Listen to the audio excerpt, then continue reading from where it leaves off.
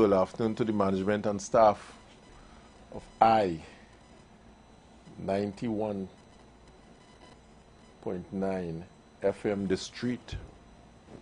We thank God for giving us the opportunity to be here this afternoon to engage the people. Myself and my host, Mr. Rollocks. Mr. Rollock, over to you. Good afternoon, Trinidad and Tobago. Any day above ground is a good day. So we want to say thanks for today and thanks for The Street 91.9 FM for having us as we engage the public on their way home after work. Not too much heavy talk, nothing too disillusioned. We don't want people running off the road. We don't want people switching off the phone. We want callers to be engaged in matters that concern them, affect them, your family, your cousin, your uncle, auntie. Somebody's affected. You yourself might be affected by some matter we're discussing. Or better yet, you may have a solution to an issue that we are discussing. So we want to encourage you in the second hour. All listeners, after you've tuned in and listened, we want to encourage all listeners to call in and give us your view. The street is an open place, right? The street is what you say is the government road. It's the government road that is the street. Oh, my Lord. That's the government road. When you tell somebody to move, they're telling you that is the government road. So the street 91.9 FM belongs to you, the listeners. And we welcome all views. We are not partisan by any means. We discuss issues. We try to make sense of the issues. We try to add the balance. And as third umpires, the third umpire has the privilege, I would say. He's not on field, but he has a camera. He could rewind. He could turn up the volume. Make sure there's a fair game played. Make sure it's a fair game. What you thought you hear, or you heard, sorry, the third umpire could say, no, you didn't hear that. It was the pad. Nothing come off the bat. We use ball tracking, and we could see. But you have big appeal behind the wicket. Yeah. Wicket keeper going up. We call that noise. Men in his slip going up. They hear a noise. A man kick the ground. He vex. We're sure we hear a noise. The third umpire on the review revealed that, listen, you heard a noise, but that was the ball brushing the pad. No contact with the bat. Yeah. On the way through to the wicket keeper.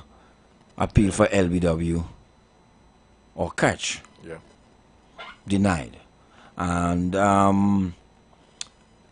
that's what we want on this program. We really want the public to be engaged as we discuss. The issues and the discussions might sway from time to time, but we do have central themes to our discussion. Yeah. But the street belongs to no one. This is the government road. This is your road. The 12th man.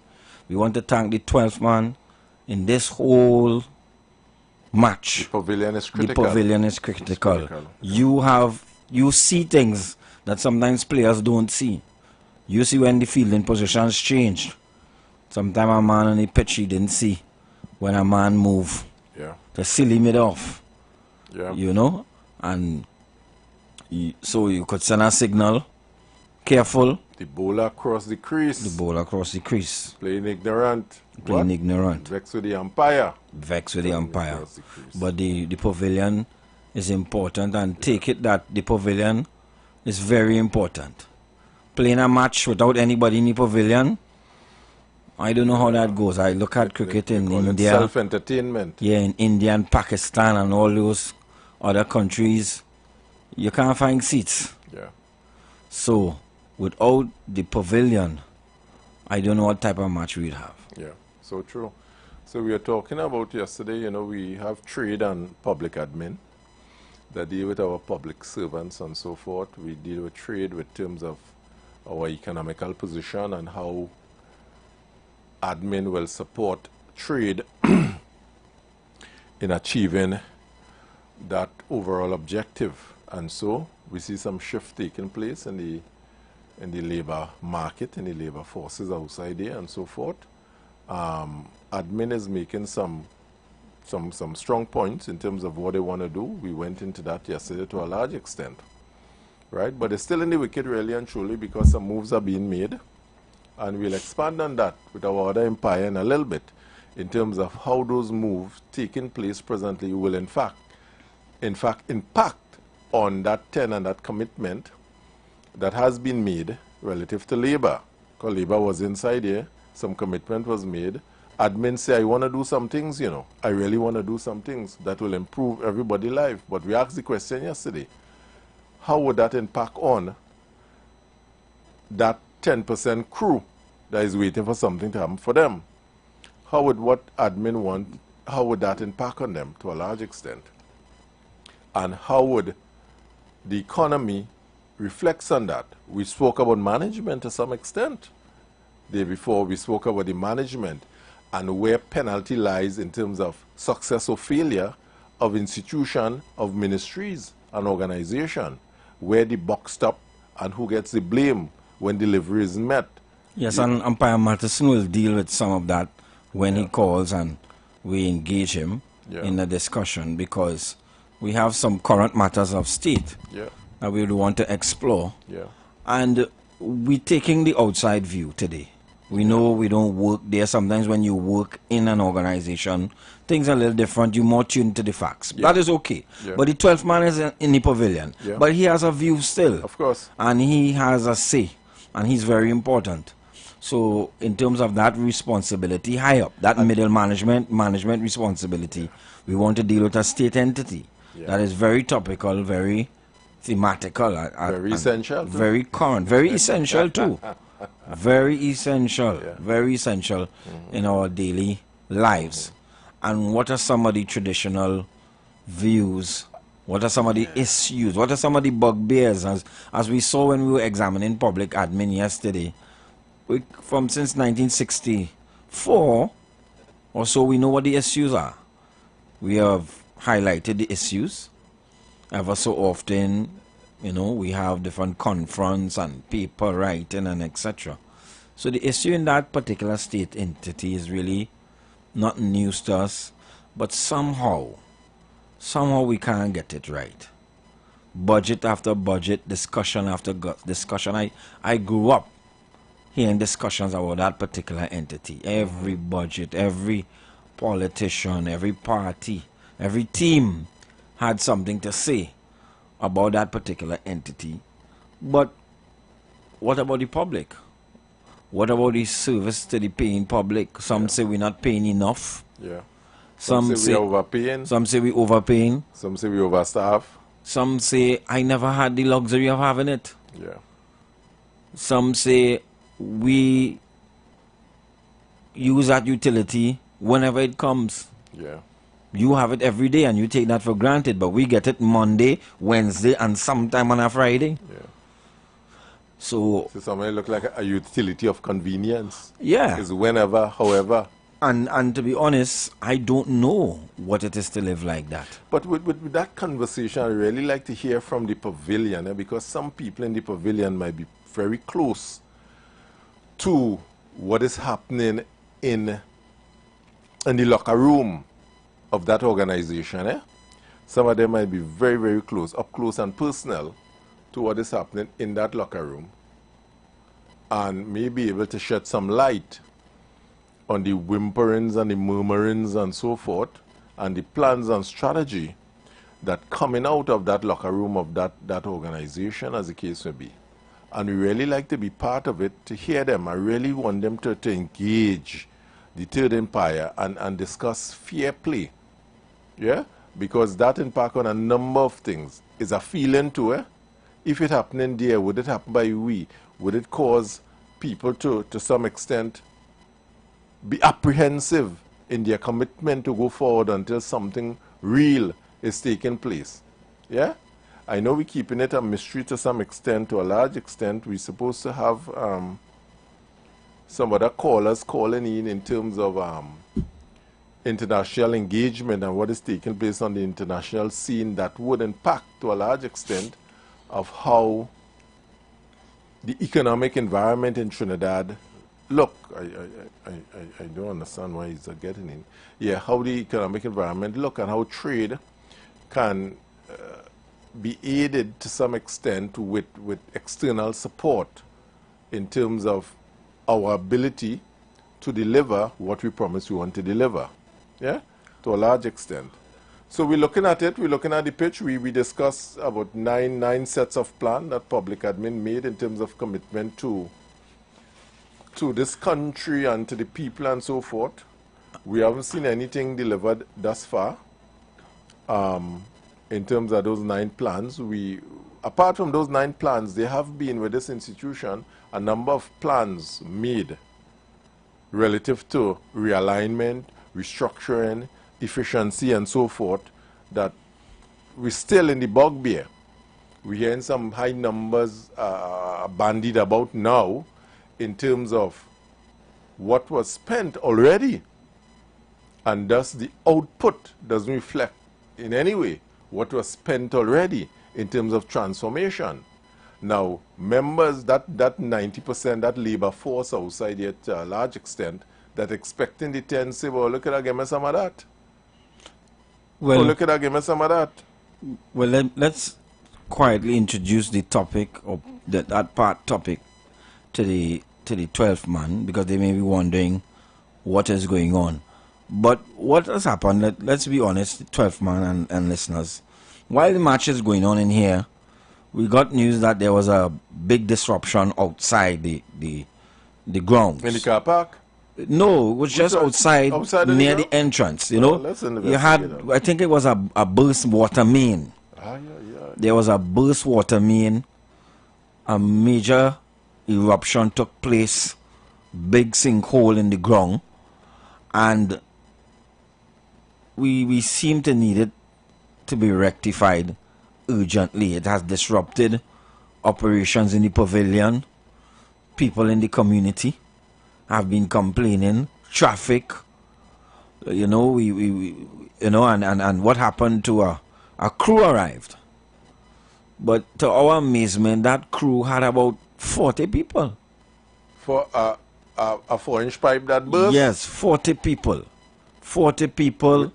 Did they have any backhoe and truck with that crew? 2 backhoe, 3 truck. Excavator by chance? Boy? No, it wasn't an excavator. I think it was a normal backhoe. Okay. Traffic, nobody directing traffic. People cursing, inconvenience. And we're trying to figure out from our vantage point, what is the science behind that 30-something workmen crew and that fixing of that main. And we want to know, is that 25 engineers? You know, we've seen men with shovel, pickaxe, we've seen backhoe. We don't understand the mechanics of it. But you see any end in sight in that job being completed? No, as a matter of fact, that disruption we don't understand. And when we talk to the neighbors, you know, who saw the lovely game of cricket going on, they said that has been so for a while. We have now noticed that. They said crews upon crews have been coming back to the same spot, fixing the same main in the same area. So they suffer with disruptions. As a matter of fact, some neighbors told us further afield that they didn't have water in weeks. So we are amazed that here's a main overflowing, you know, it's disruption. A 4-inch main. A 4-inch main. That 2 men could have come and do. Well, that's what we want to know. We don't understand the science behind it. Is it that 30 men pick up on themselves and went to fix a main? Were they authorized to go there? Are they being paid? Or they, sometimes, let me be honest with you. Sometimes you see a work going on, your partner doing a work.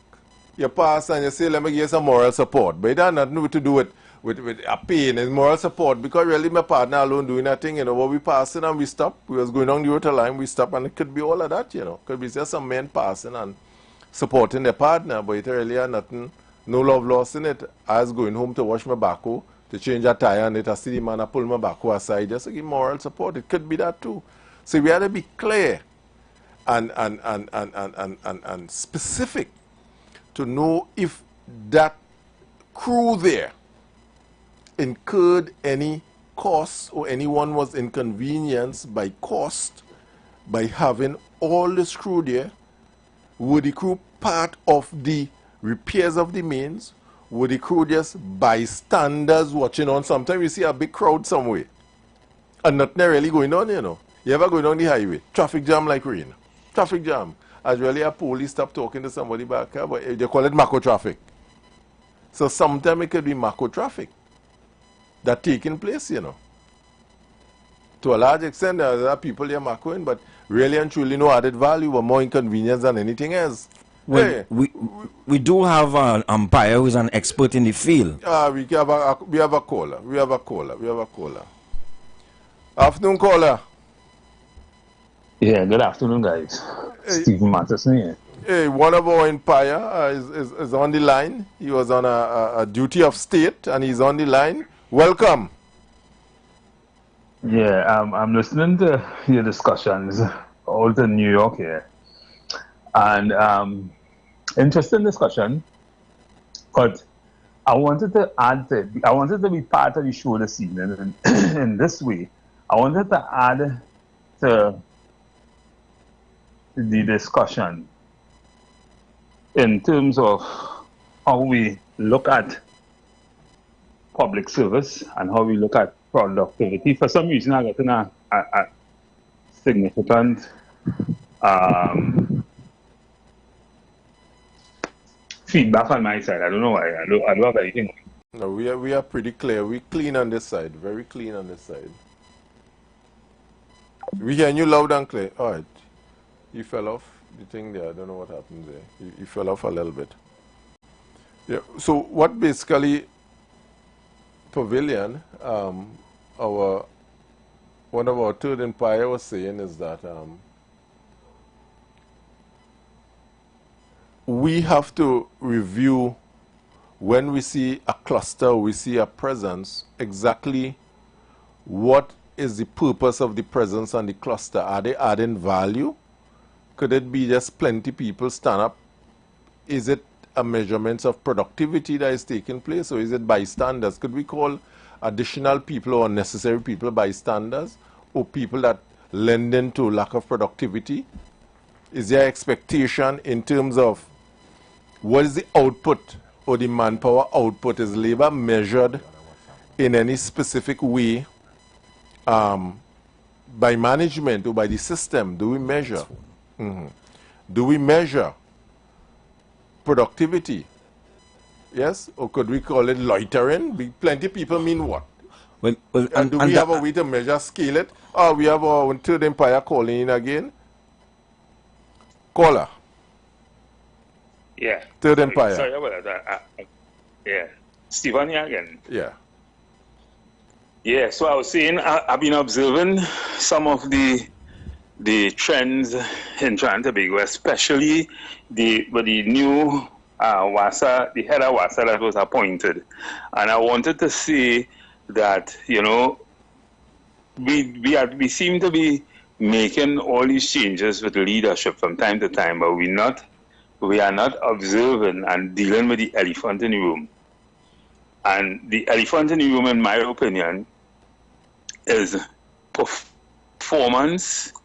And with respect to WASA, the amount of human resource we have that are not managed properly or effectively or efficiently. So you have a situation where you don't have productivity. People, just like what you all were describing a little while ago, where you have 30, 40 people on a job site for which 2 people could do. Right, I am in the U.S. and other places very regular, and I see these things. I see how these things could be dealt with. Sometimes you see a road, you see something needs to be done, and within 2-3 hours, you see a crew come, and the crew is two men in most cases, one with a truck or 2 trucks with certain kind of heavy equipment on it. They come, they dig, they'll do whatever, and in no time, an extra come, they pave back the road, and 2 hours after, you didn't even know that work went on there. You have no further disruption, and you have no complaints after, right? The problem is, one of the problems we have in Trinidad and Tobago, not just WASA, but in particular WASA, and I suspect that was one of the reasons why Petrotrin would have would have had some serious challenges which ended in the closure, that kind of thing. The thing is, we have been employing people over the years for political reasons. And so these organizations like WASA and former Petrotron, they became top heavy. They became, you can't manage the human resource to the point where getting people to work. And we talk about a lot about productivity in the past on this program, where we feel that to get good productivity, we have to have the right kind of employees, we have to have the right kind of performance management structures, we have to have the right kind of HR management to do so. And for some reason, these kind of organizations like WASA and some of the other state-owned enterprises like that are not managed in that way. And it's not so much the ability to do it, but the political elements that cause that to happen. And to some extent it is you have other challenges by the trade unions. So if government will take a firm stand in managing the human resource element, and there are things they need to do. Maybe they may need to retrench some of these people and recruit the right people to do the right job. You can have 10 and 15 persons doing what one person could do in 2025 in a modern economy with proper AI and other equipment to do certain things. You have 15 people doing what one person could do. That's a waste of human resource. That's a waste of revenue, money, and that kind of thing. And therefore, changing the leadership or changing the head wouldn't necessarily. I know a guy who was the head of WASA a couple years ago, probably just 2 years or so ago. Great guy, Lennox Lee. I could never understand why that fella could not have turned around WASA anyway it should have been turned around. But I'm suspecting that one of the reasons why it did not happen or it could not happen was because of the challenges, the elephant in the room at that point, the challenges with the human resource in WASA. Because I feel if we fix that, we could fix everything else in WASA. Most of our revenue, most of the money spent on WASA is going in human resource and poor procurement, all kind of issues that really does not exist. You can't be fixing a road or fixing a pipe and have 10, 15 men, 12 of them sitting around and 2 men working. And you're saying, well, you need a Ushman, you need nonsense. Why do you need those things? If you train people to do what they're supposed to do, you wouldn't have that kind of problem. So I don't know what was your take on it, because that to me is a relevant issue. And someone of the batsmen, they had to deal with it. Excellent. Excellent. Go ahead. Well, as Umpire Matheson did point out, there are several sub-teams, there are several issues concerning that whole scenario. We described about the guys outside trying to fix the pipe. Yeah. Right? And Mr. Matheson went into first the allocation of human resource. Let's take it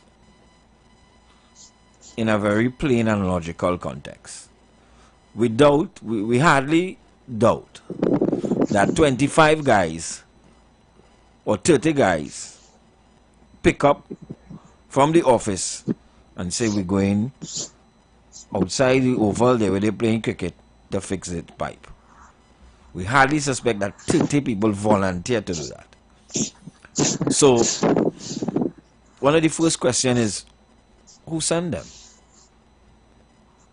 Who is responsible for the allocation of resources, human resource, technical resources to different issues that they deal with? Because often enough, the average person can't really tell who is doing what. Now, I am no engineer by any stretch of the imagination, and I do not have a gift in those technical things, and some things look easy but may be very technical. but we're taking it on a very wide basis. That sometimes we do have questions about the allocation of the human resource in that particular utility. How they are managed. How they are managed. How they are recruited. Yeah, well that's the beginning of it. That's where it begins. How do you get in? Well, you don't know? You don't know how they get in? No. Come on. No, but everybody know how they get in. Matterson, I like where you start, and if any team that is batting is really serious and want to demonstrate seriousness, as you as a HR specialist and our team here, we would know in terms of you put together a team based on the output you're looking for in the most cost-effective way that you want it. Yeah? And in structuring the output that is required, and sometimes you scale up and scale down based on the output that you're looking for, really and truly. Yeah? And I don't know if any, sometimes we call it time and motion study, was done, or manpower audit was done based on the output that we need for an organization.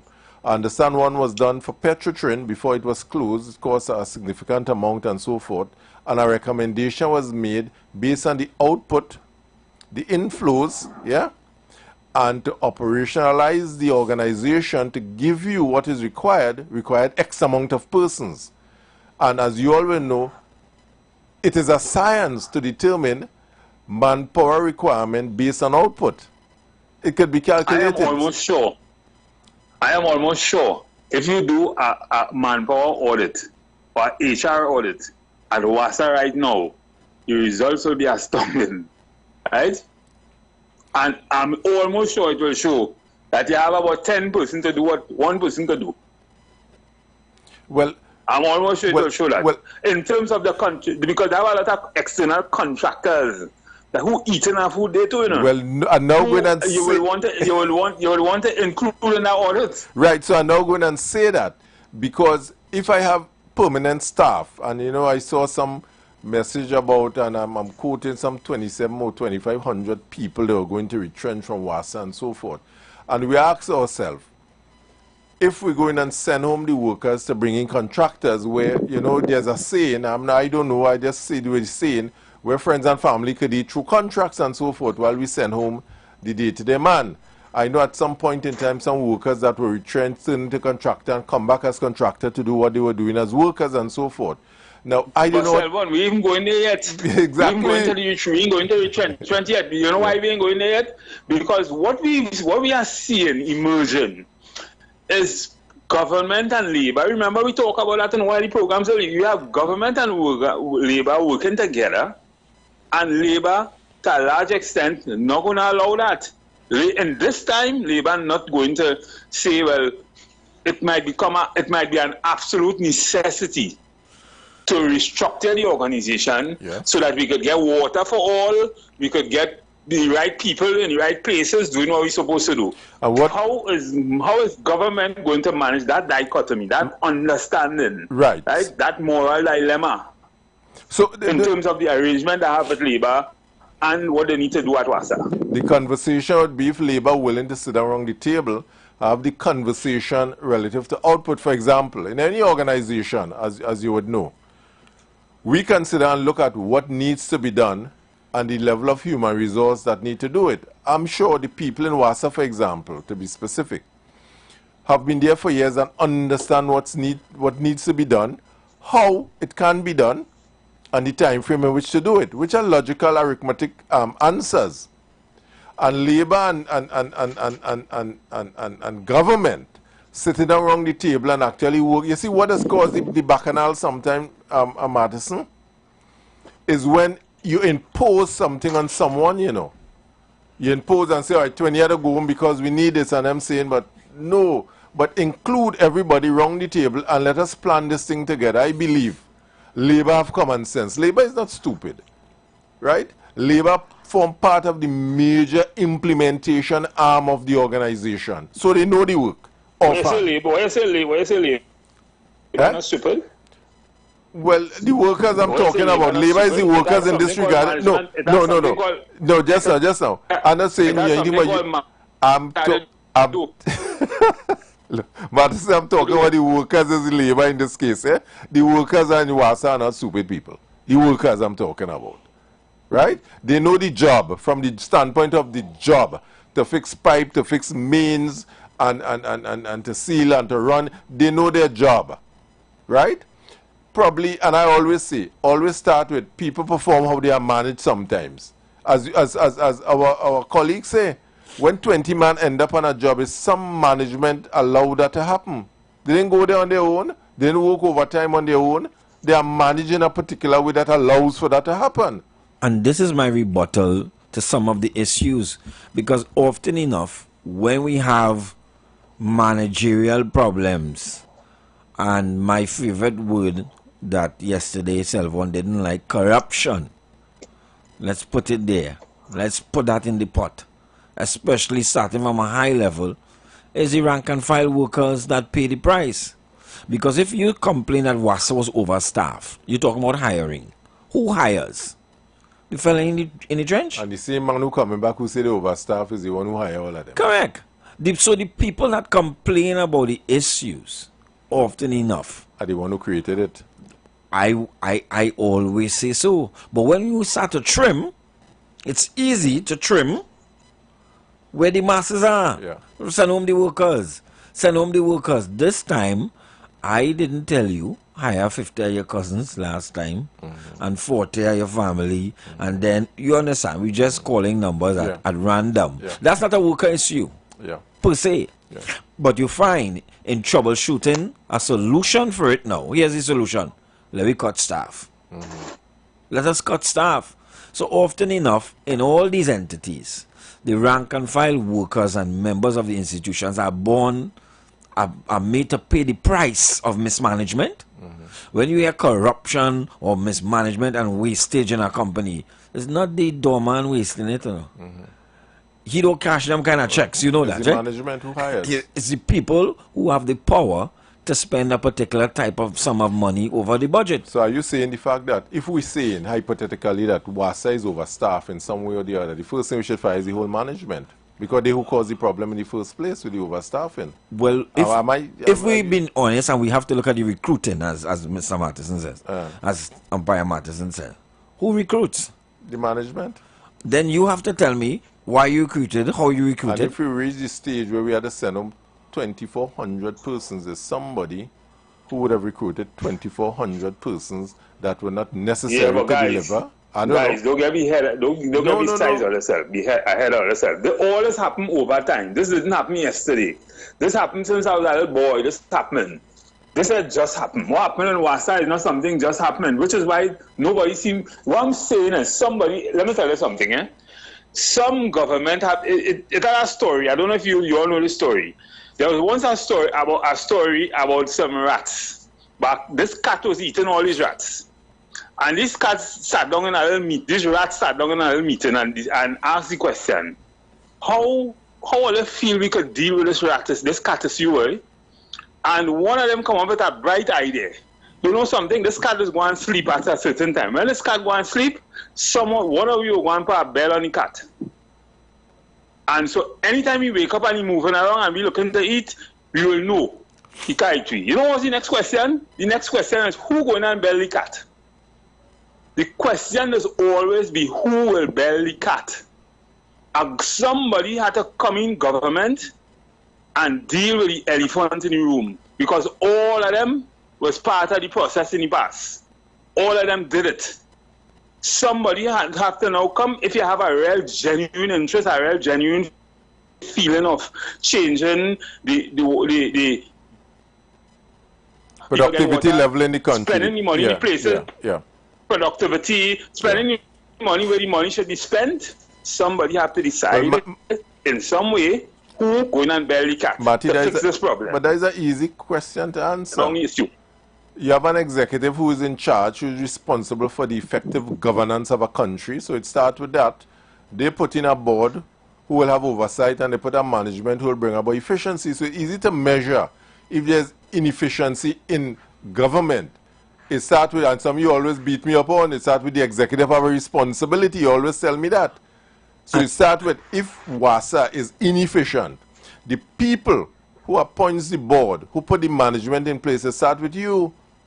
It really starts with you. Well, So if I not getting water, I will ask you, the executive, did you put a proper board in place? Because if you, as the executive, who put a board in place, who is responsible for oversight of the management, not doing anything about the board, and the board not doing anything about the management, they have to blame you, the executive. So, Matisse, in that regard, I will take my licks from you, where the executive have a fiduciary responsibility, yeah, for making critical decisions for oversight.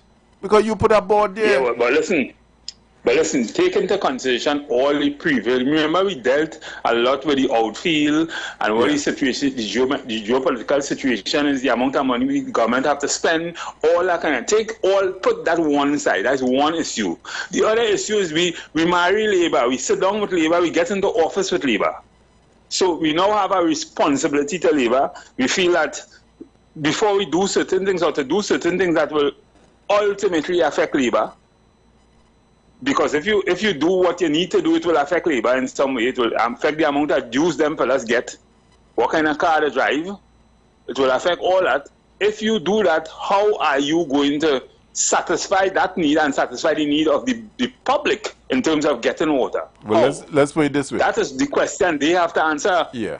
The responsibility, really and truly, in this arrangement is for labor to ensure that those that are employed are justly rewarded with terms and conditions that make sense. I just using make sense.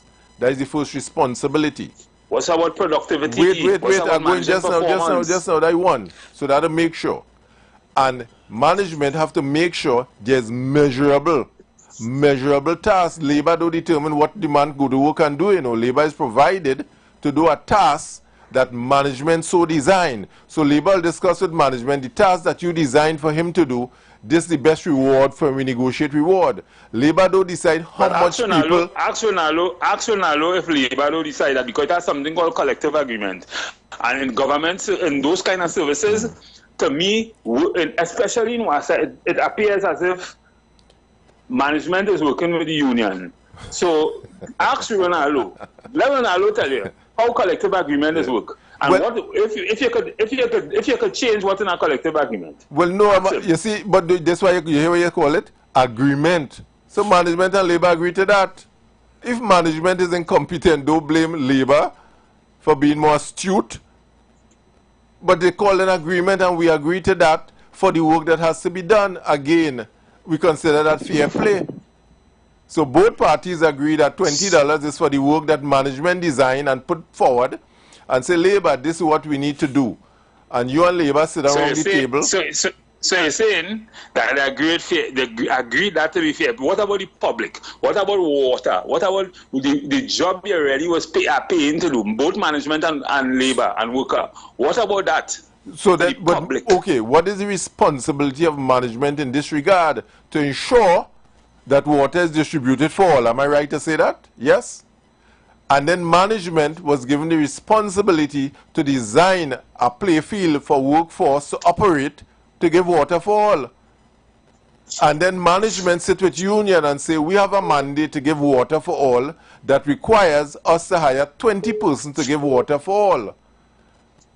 And union say, okay, based on that level of work that labor have to do to give water for all based on your management plan, we feel workers should be paid 10 cents. Now, if both agree in a collective agreement that the work that needs to be done is worthy of being paid 10 cents to get water for all, then we go out on the playing field and we start a bat. But if management, again, wasn't astute enough to put on a proper argument to determine that 5 cents is required, or 4 men were required instead of 10, then I can fight with labor.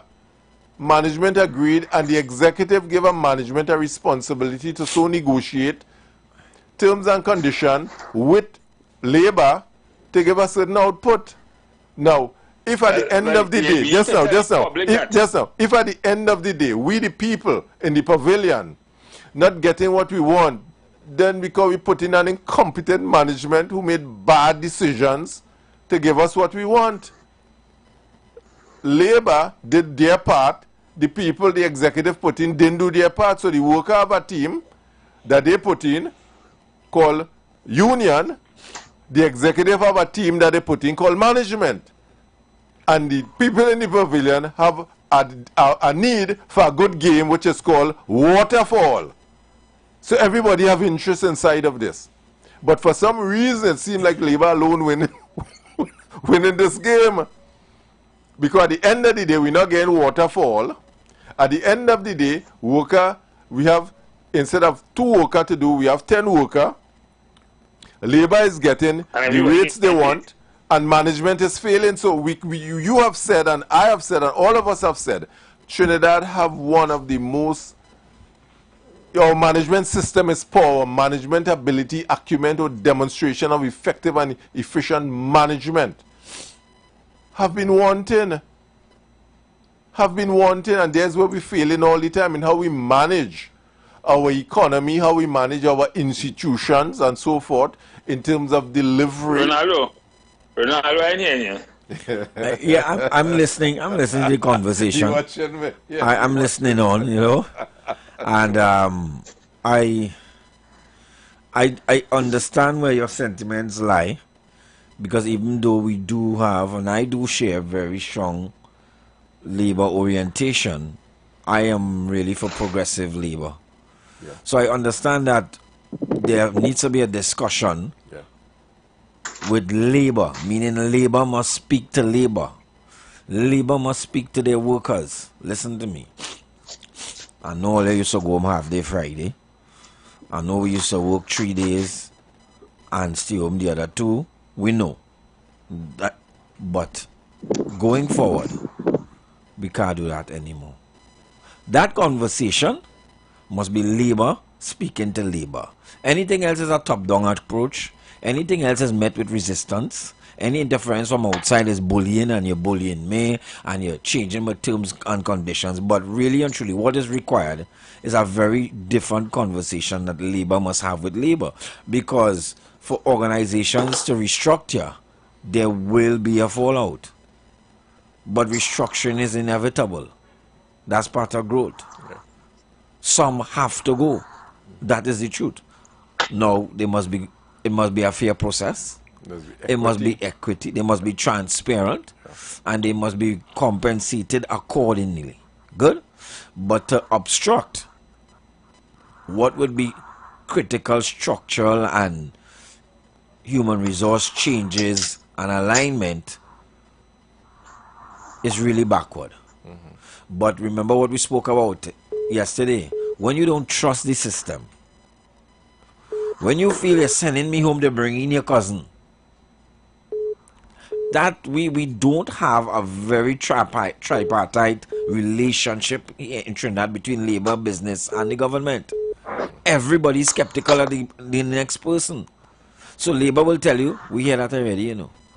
We hear them reform thing we talking about already, you know. The last reform we had, 40 went in and 40 went out and 80 come in. And in the last reform we had, you all send home 60 workers and 2 people in management. The rank and file. Go ahead, Matty. Ronaldo, what is your take on pay for performance? A system like that. And how you think it could be? How you think something like that could be made? Because the premise on which persons are hired is always pay for performance, but in reality that is not what happened. Especially in places like Wasa and these places. Well, I don't know what performance tools they use, but you can't have an argument against pay for performance once you as management have done all that you can. Now, I would resist pay for performance if I'm not resourced properly, because then you're handicapping me and you're giving me metrics that you know I can't attain. So you're telling me, go and dig that hole Bring a shovel from home. We have no shovel here.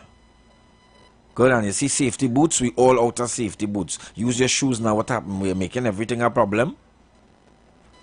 So, all things being fair, that is obviously a very fair and productive way to go. Pay for performance. How we measure that and how we implement that, I think that is where the mistrust and the problems are. People cite that pay for performance as be for the fellas in the church and not the fellas in the office. Yeah. Because it's easier applied to in the trench. Right? It's easier applied. We could say, we tell you to dig the hole in 2 hours. Look, it's 3 hours. You didn't dig the hole. That's straightforward. But what the fellas in the office? If I have Matheson, I'm sure WASA will have a structure that allows for a certain amount of human resource to give an output that they want. I want to think so. I want to doubt they do have some. They don't have something like that. Yes, in terms of manpower. I'm sure the ministry, and a lot of people are culpable in this, because the ministry must see that WASA labor cost is increasing. The minister will know that. The cabinet will know that. We're talking historic. We are talking now. And it will be amazing that the parliament, the cabinet, realizing WASA labor cost is increasing and people complaining. They themselves not getting water. And it's strange that no one asks a question, but how WASA labor cost increasing 2 and 3 folds? And the water situation not improving. And nobody has seek to intervene to say, why? Again, talk to me. And this is the issue, Mr. Matheson. The question that you asked and the statement, the things that we are discussing here are based on one premise. But it might be one false premise. We're basing our discussions, all our hypotheses on the theory that we want to fix the problem. And if, let's look at the evidence. How long you hearing about we're going to fix WASA? Too long. Too long. It's not a red team. It's not a team matter. Many teams have passed many through. Teams. Different colors have passed through. The only, a beam have passed the through. The only logical conclusion, just as even in the analogy you drew, if the cat running up and down and you ain't seeing no actions from the rats, because men decide, listen to me, let me leave that cat alone. Are you afraid to bury cat? Yes, let me leave that cat alone. Are you afraid to bury cat? Yeah. Or let me leave that cat alone? Let me leave that cat alone. If you leave that cat, someone we might get it. But it's quite political to bring it to the public. We have a problem and everybody discuss. We draw paper. If you're not going to deal with it, don't bring it to us. Don't mama guy us. That is what is happening. It is being politicized. Yeah. We have a problem and we're going to fix it and this and that, and somebody write a paper, somebody do a thesis, present it, PowerPoint, roll down, cake and ice cream, and this is the plan. Yeah. We've heard $3 million. We've heard that before. I see some figure, but it's 13 million I saw. Is that this so the far plan spent on this thing and so forth? And listen, these plans cost money. But this is the first plan, there are a number of plans. Plenty plans. I could pull out plans and plans that WASA have in terms of restructuring for years that we paid for. And they call Matheson here to plan, but 30 million, 40 Matheson, million, the problem million, with you is that you might want to fix it. Who's going to call you? you might go there and try to fix it. You got big soon, you got big soon, you got like dog. You see, that's what I was saying. There are some when we see problems in society. We believe they want to fix it. Why they don't pave this road? Yeah. Who tell you they want to pave the road, pan? I really tell you. Who tell you that? Yeah. But look at the road. It's obvious. Everybody could see Stevie One. Who tell you that manhole you see in there? When you do the research, my granny fall in that manhole. Yeah. And my great-grandfather, brother fall in the manhole. So we see things in societies. Just like how we traced yesterday a line of papers on public admin reform. Yeah. Have you gone into Stephen, have you ever gone into the IWER library where you see all those different studies and commissions of inquiry of course, on the shelf? Of course. Yeah. Of course, Shelf. plenty money spent. Plenty money spent. Plenty money spent. Bright things. You know, there's a man. There was a manpower audit done on WASA many years ago. You know. Yes. I remember that. I'll get a copy of it to speak to it. TNT, get ready, get hungry, and get to the hut because it's lunchtime! From pizzas to pastas, breadsticks to cinnamon rolls, Pizza Hut's all-you-can-eat lunch buffet is all yours for only $55. Sundays to Thursdays, 11 a.m. to 2 p.m. and extended to 4 p.m. on Sundays. Check socials for info on selected locations nationwide and take your hunger to the hut. Pizza Hut. Now that's delivering. Campari, Red Passion. Embrace the mix. Campari Red Passion. Embrace the mix. Must be 18 years or older to drink. Drink responsibly. This summer, give your child skills of a lifetime with several boot camp. Children between the ages of 5 to 17 come enjoy Children Iron Chef Competition. Your child will learn to prepare healthy breakfast, lunch, dinner, CPR, first aid, and conflict management. With field trip, your child will be given free apron and certification upon completion. Call 492-7397 or 336-4935. Institute of Health and Fitness Company Limited, located at number 79 St. Vincent Street, Tunapuna. For the month of June, registration will only be $50 to book your space, and you can pay the tuition fee before the start of camp. Blessings in the wonderful name of our Lord and Savior Jesus Christ. You are invited to listen to the Final Hour broadcast heard every Monday from 12 midnight to 5 a.m. in the morning on The Street 919 FM radio. Hear my mom, Pastor Helen Garcia, and myself, Pastor Valentine Garcia Jr., preach the Word of God to the elderly, youth, and children. We can be contacted at 629-0113 or 623-8444. The church is located at 26 Prince Street in Port of Spain. We look forward to you joining us. God bless you. As my life I lay it on the altar, as my life.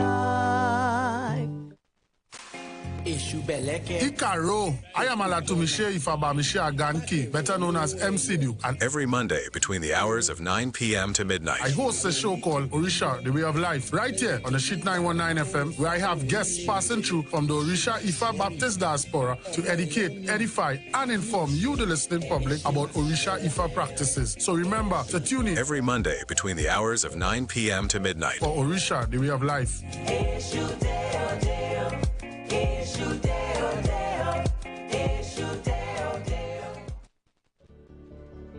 Tune in to The Street 919 FM every Friday from 9:15 a.m. to 9:45 a.m. with Kingdom Health Services, situated at number 125 to 186 Eastern Main Road in Tunapuna.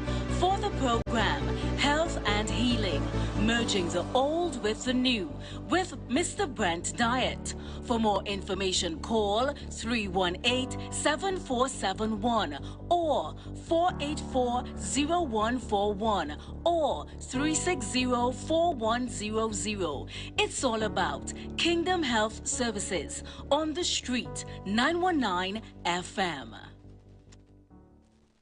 Join the winning team with Pastor Alkaline John every Tuesday from 11:05 a.m. to 12 noon and every Thursday night from 8 to 9 p.m. live on The Street 919 FM as he talks about Lviv, the power of 5 fruits, one of the most powerful antioxidant supplements on the market today. The 5 superfruits in Lviv are mangosteen, acai, pomegranate, goji, and nuni. These fruits have a positive and profound impact on human health performance and disease. Join him as he gives live testimonials of the Lviv healing powers. To get more information, you can contact Pastor Alkaline John at 516-286-7079 or you can visit his webpage at www.alkalinejohn.com. Remember, every Tuesday from 11:05 a.m. to 12 noon and every Thursday night from 8 to 9 p.m. live on The Street 919 FM.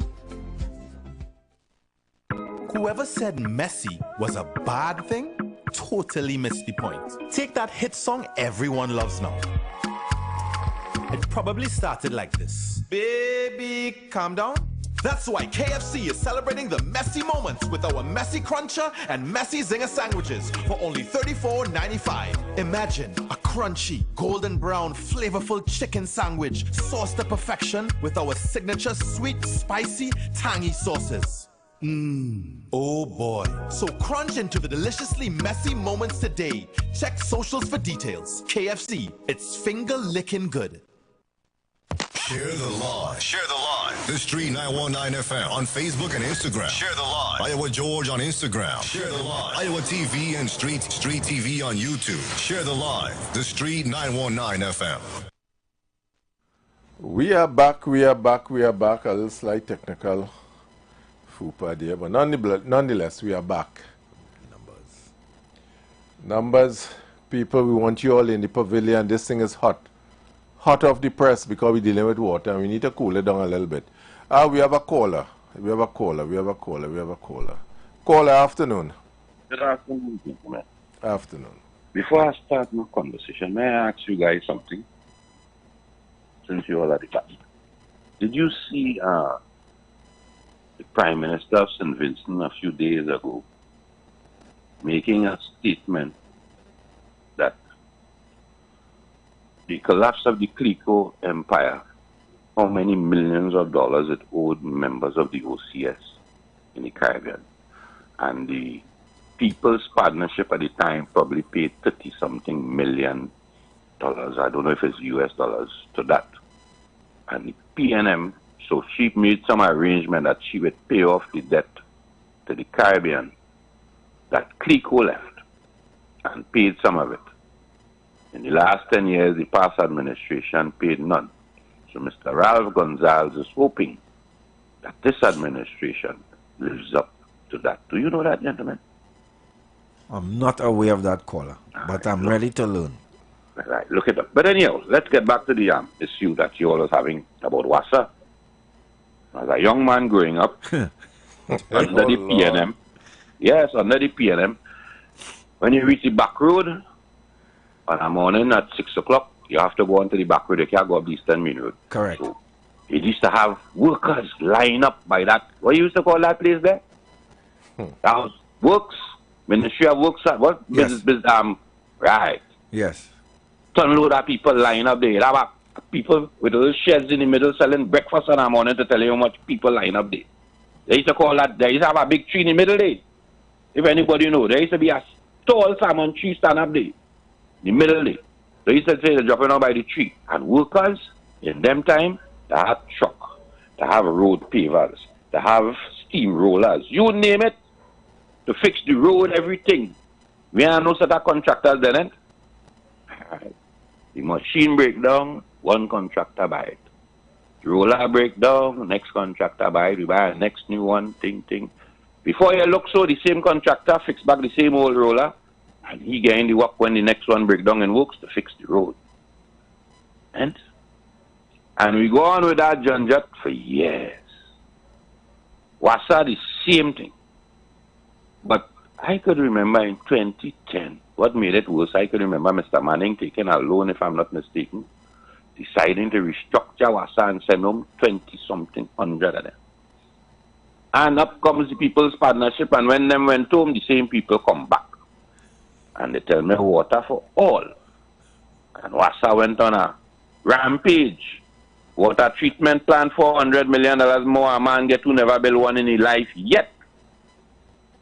But the union come to join with that same group of people today where Mamu gone to a country where there is no extradition treaty, which is called Panama, right?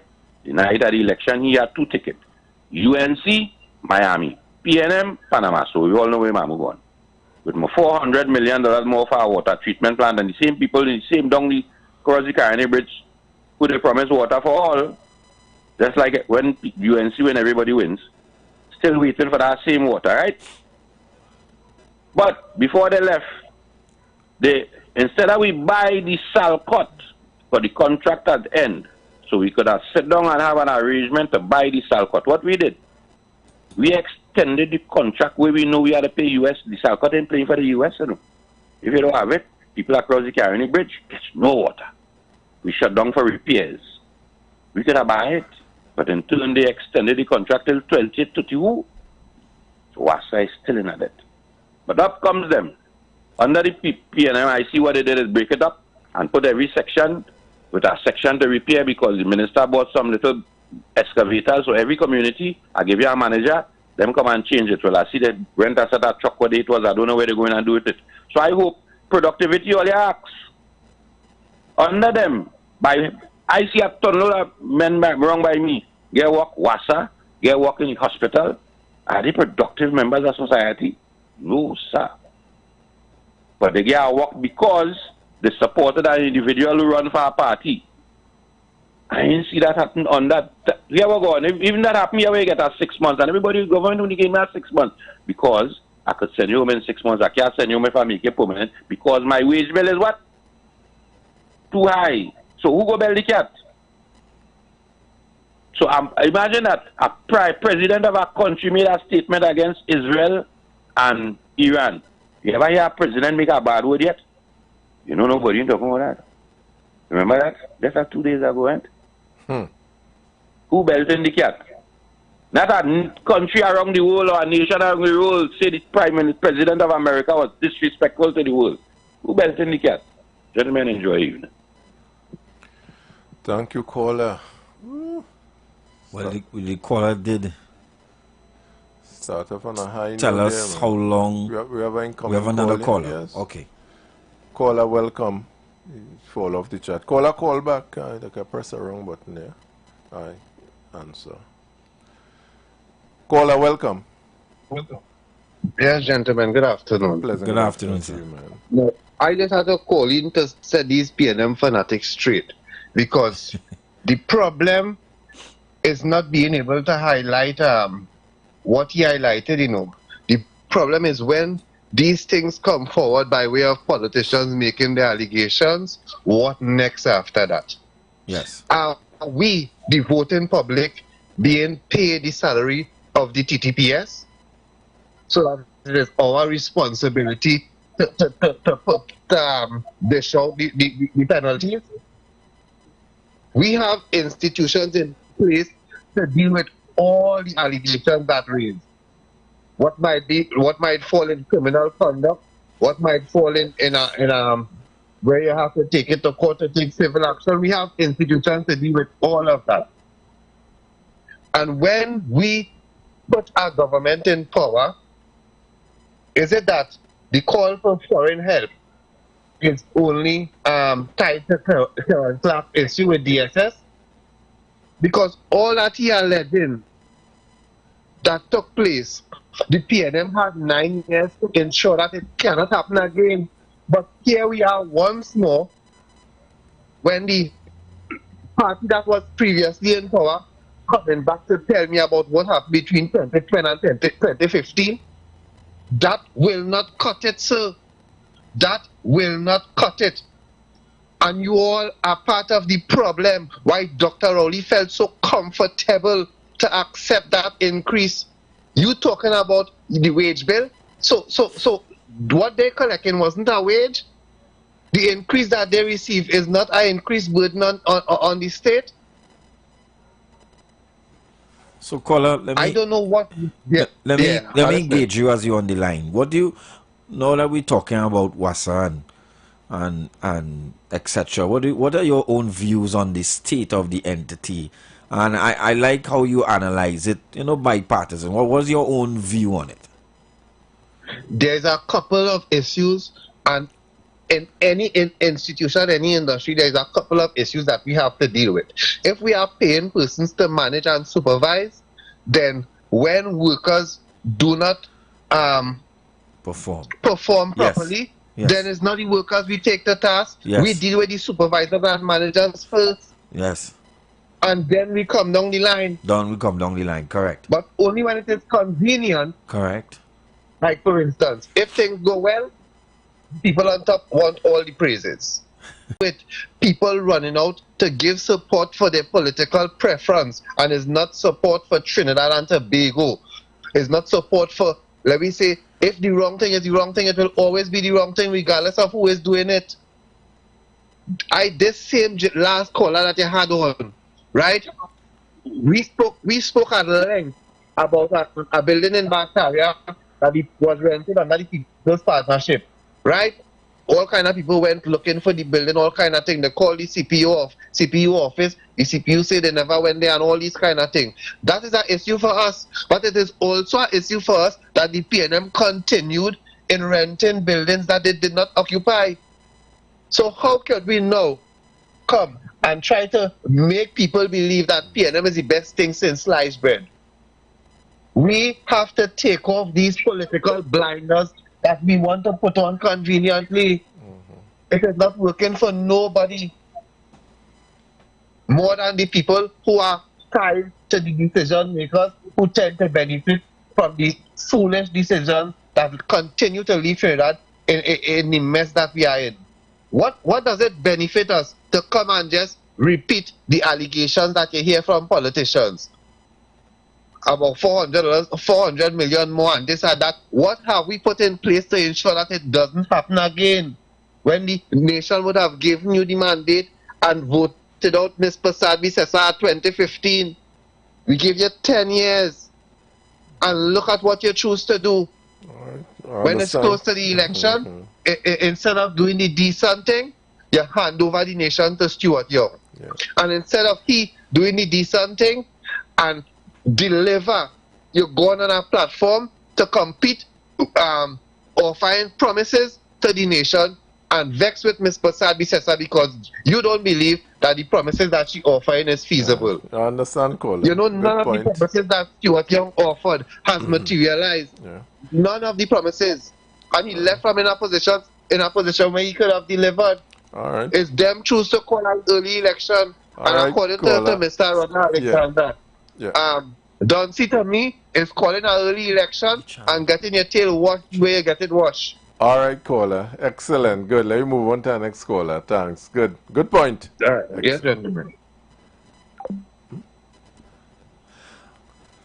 Where are we in diagnosing this? Well, it come back to, you know, we had a caller yesterday, a female caller that spoke about all of us. Do you have a caller again here? Afternoon, caller. Oh, you missed this caller, right? Afternoon, caller. Welcome. Yeah, good afternoon. Good afternoon. Salawakita here. Yes, how are you doing? Well, welcome all. Welcome. First, the gentleman used the term loitering, but in industrial relations it is called soldiering, and that term came through Mr. Frederick W. Taylor, where he was working in this industry and workers actually gathering in groups, same thing like now, we're doing nothing. So he called it soldiering. Anyhow, we have to watch our organizational culture here, talking about WAS and everything else. Yeah. Most of the government departments and divisions still working under what they call personnel management and not modern day management, according to Peter Drucker, whoever, right? And because of that, most of the we do not have a modern HR system in the public sector, right? And for example, even job evaluation. I believe that's why nobody really encourages job evaluation, because it'll help to make the whole culture have to change, right? And then productivity will be enhanced, right? Look, people do what do you call it? It just missed me. Okay, that is when they do assessment for you after a performance appraisal in the right? A performance appraisal. You'll do a performance appraisal for a monthly paid worker in the public service. And under that evaluation, you will come up with if the worker needs to be trained in the particular field, or even in interpersonal relationships with his working colleagues or fellow workers. Right? How much of that is done? After the performance appraisal, there is it. Whether you get A, B, or whatever, C, or whatever it is, or they say 1, 2, or 3, that is how it is. You have to look at performance appraisals, right?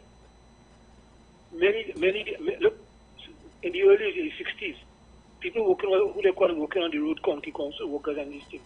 So that used to work for me, but my father was one. They used to work from 8 to 4, and you'll get a break 10 o'clock in the morning and 2 o'clock in the evening, and you have to work with no amenities and no toilet or nothing, but you have to work. But that has since changed. There was even Saturday, half-day Saturday work. I don't know if you all could remember that. There was a time when they paid people used to work half-day on a Saturday, and they got paid also on a Saturday too. And then after the whole system, you know, they collapsed it, and everybody started when 40 hours came as you work week. So caller, what we're really saying is that the batsmen and the wicket really posing through the years. All the batsmen that went into bat really posed, but they never wanted to put any score on the board, really and truly, because we were saying this is a perennial problem of mismanagement that is tolerated through the years and allowed to flounder. Because let's put it this way, all of us, well, not all of us, a lot of us will have attended some level of training that speak of Drucker and Porter 5 forces and all of that. So all of us are educated along the same line. So don't tell me the management of WASA, for example, don't understand human resource management, time and motion study, productivity and so forth. Don't tell me you have people in the cabinet, the executive doesn't understand that. So the fact that all of us understand this. Don't tell me people in trade union don't understand it also. All of us understand, we know what is the right thing to do. Is there a reason why we're not doing the right thing? Could I go back to the caller yesterday that says we just that all of us just corrupt? The caller was adamant that is because we know better. All of us were schooled along the same line. And if the people in, I don't want to call no company name and so forth because they're paying no ads here, but there are some very efficient companies that people I went to school with, and we learn the same thing, and the companies that running extremely efficient with the same knowledge that I'm sure the people in WASA have, in TNTech and other institutions have, and you're trying to figure out, well, why it is it because a state institution, there's a stigma when it comes to state institution, they must be run inefficiently? Is there some rule of thumb that say that? Because we've been suffering perennially with the problem of the inefficiencies till we had, with state institution, we shut down Caroni, we shut down ISPAT, we shut down Petrotrin, all are state, and it's for some level of inefficiencies that were run by people that all of us, you yourself went, I'm sure you know some executive that work in these institutions trying to figure out, well, I learned something different from you in class or what? How the principles are the same in terms of effective and efficient management of institution, how you manage human resource. The book don't change when you go in and, oh, what you going to work in the government institution? Well, okay, you use this textbook here. When you go in and work in a private sector, use a different textbook. Are we saying the government institution are plagued with some level of corruption that is uncontrollable? That it is just good to just talk highly about it and we criticize each other when we change government, executives I should say, we just criticize each other, but there's no real commitment to improve or change it. And as we the people, I go back to we the people, just accepting the inefficiencies because we are part of the inefficiencies and because we work in these institutions. Talk to me. But I will tell you, that organizational culture, when you go to a corporation, for example, and you do not fit in that culture, let us say when you, as a CEO in a corporation, and you do not fit into that culture, it's all hell break against you, and then you don't get no support from your superiors. But you understand, you don't get no support. You work and say, oh, who we feel is, and it's all these organizational cultures you have to deal with in the public sector. Then remember how people are recruited. You have a goddaughter, like a benefit for a job, for a job today. You have the village council sending people for employment, right? You have the women's group, they're sending people, right? The MP, well, he also will submit names as they say, right? And it's all these kind of... so it's a culture we have of inefficiency and ineffective management in state organization generally. That is what you're saying. Is a cultural, historical thing. And the question, as Martin asks, or the next thing, who is going to bell the cat? Which administration or executive will bell the cat, and the question begs that if I bell the cat, I may only have 5 years, because when I start to fix it, they'll vote me out, so I don't want to be voted out. Well, so, it's the same thing. When you go as a CEO in a government, in most government division and department, it's the same thing. You wouldn't stay long, because the workers will find out and keep telling you, who is he to change? We are accustomed with that. Yeah. All right, caller. Good. Yeah. We hear you, caller. Thanks again. Let me take our next caller. Thanks, my friend. Afternoon, caller. Welcome. Good afternoon. Again, when I tried to bell the cat, you know what happened to me? 1990. Tried to bell the cat. And I end up with 1990. So we're saying the batsmen, them in the wicket now, really and truly just Zanti-wine themselves. Yes, they really want to put the runs on the board. Because here's what's going on. I have a group of people on the side keep telling you, I am fighting for the, what I call that, a socialist government. I am fighting for the people and always put the poor in front. But it's the same people who are running up the debt. Because to mind the poor and not make the poor productive, you cannot sustain a non-productive society. One example, Petrotrin. I work in there, right? Today my daughter taking sick. So I call my partner and I tell him, so according to the lady, corruption all over. Until we become patriotic to the job that I entail or I hold, we ain't going to solve the problem. So let me explain you. I get sick, my daughter gets sick today, so I stay home. I call my partner and tell him, I ain't coming out today. So he going to work for 2. I going to work for 6. So I called him last night. He going to work in the morning and fill my position for 6. And then he go stay until he 2. So he make overtime and in normal pay. So I tomorrow will go and make my normal 6 and I go make he 10. And then we go fall back in as normal and normal the next day. So these institutions don't have no management at all to yes. monitor and evaluate them thing? Or, so that is part of, so are we talking norm and practice of that which is wrong is accepted now? Well, you have to know what's going on with the supervisor and you. Everybody corrupt. Think about this. A man driving with a truck supposed to hold 10 liters. Have a next I didn't say that, eh? That's out there. Have a next compartment taking another 3. So when he drive out with 13. So we have no flow meter to check the output? Well, it take me about 10 years to catch it. So the man who throwing it in, he ain't have a gauge to see how much falling in. And all are we correct. Caller, all right, thanks again, caller. Enjoy thanks it. Again. Oh. Gosh. We look at issues on the surface and underestimate the depth. Everybody could fix it. But then we go back, we have a next caller. Caller, welcome, welcome. I don't know what's happening here. Caller? Hello, good afternoon. A pleasant good afternoon, welcome, welcome. I always have to ask, am I on the Third Empire? Yes, you are, you are. Okay. No, I just wanted to come in because this guy was speaking about not the productivity and thing. Yes. And you say, I said it just now. It is the culture. And you know why it is so preserved and so normal? Right? Because nobody takes accountability. There's nobody. And one of the things I realized, if you look at private companies, the CEO takes responsibility.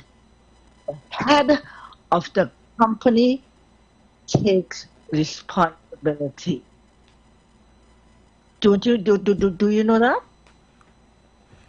The private companies. Well, in progressive organization, that starts from the top. Productivity is measured from the top. Right, and also, I learned very young, the buck stops there. where the buck stops, which is the head, that is responsible for everything. And once you know that you're a worker, and you know that the day you don't do something, you're out in the road, nobody's vexed with you, you know, they'll give you a nice smile and you go your way, right? Because nobody don't need you. Not that nobody don't need you, but there's always another person there. Yeah. You're replaceable. The head of the company takes responsibility for the whole. And in our service, like state, that's why in the administration, anything goes. Because who had accept, they will blame the gardener, the cook, the manager, correct, the ex-manager, and it will never reach the top. So therefore you will never have a good workers and good work done. And as I tell you, and that has been built into people, you know, they can't do nothing. And that's it. We have that thing. But I don't know how we change a culture, but you could probably tell me. Okay, thanks again. Thanks, ma'am. Thanks Thank again. you. Thank you very much. And the caller is right. I spoke about that yesterday. Listen. I think the pavilion is realizing the problem is in the pavilion, you know. Listen. You have a next caller. Next caller, okay. Yeah. Caller, welcome. Good afternoon to you. Pleasant good afternoon. Pleasant good afternoon and welcome. And I want to thank the boss, Neil, IWER Joe. Hello? Caller. Caller, call back. For some reason you fell off. I don't know what happened there. Yeah. As I was saying. The pavilion, what is good, the pavilion is taking fall for the performance of the batsmen and the outfield, you know. Bob said it, you can fool some people. Some of the time. But you can't fool all the people. All the time. Ah. Because the pavilion is saying, batsmen, you all going in. This is not the first match we watching. No, we watching. And we see batsmen went in before Zantiwa in pretty thing. It come like, dress when I up tell nice. you, I put on the goalie outfit. Yeah. I just look good for the pavilion. So, what I'm getting from the pavilion, they're saying, yes, we are batsmen going out there and bat, you know. But we are feeling, we are watching the board and we are seeing the thing turning. We wonder if it needs some WD-40 to turn like it rusty. No runs are going on the board. And let me tell you this. Let me toss this in the free. Right? This is my own view. Maybe, just maybe, we're trying to fix the problem from the top. You have a next caller. Oh, lost the caller. That was fast. Caller, you could always call back. I know what happened there. Yeah. Maybe we are trying to fix the problem from the top down. And that can't work with certain organizations. And this is where labor must be involved in crafting the solution. Don't come and tell me what you think the solution is. That's a different approach, right? You sit down in your boardroom and you sit down and then you come to tell us. We have a caller. Yeah. Caller, welcome. Mr. Alex, I understand me. I mean, it can't work. I mean, that is the most proficient way to get things working, when you hold the people at the top accountable. Because what is the sense I'm paying you to manage or supervise, and you always telling me about the workers that are beneath you? No, caller, I was being sarcastic. So they are doing their own thing? I was being sarcastic. It should work. Caller, I totally agree with you. It have saying the right thing has its value, and doing the right thing also has its value, right? Yes. One example about if you is seen as doing the right thing is Abraham, right? Now, this UNC has been a system when they now get in government or when they in opposition to say the right thing a number of times. The problem with the CNN is when the UNC is the right thing, they want to have all kind of problems and all kind of caller, we have to be thinking around the board. The problem of WASA is a perennial problem that pass through PNM, NAR, ULF, UNC, PNM. So it's not a PNM or a UNC, you know. It's an administrative problem that have been condoned by all and sundry. Now we have players in the wicket. am agreeing with that. Yeah? I am agreeing with that wholeheartedly. And we are asking ourselves, well, this is before us, what is the best way to move forward in solving this? What is the expectation of the pavilion? With the batsmen in the wicket, what it is you want as the people in the pavilion, what do you want?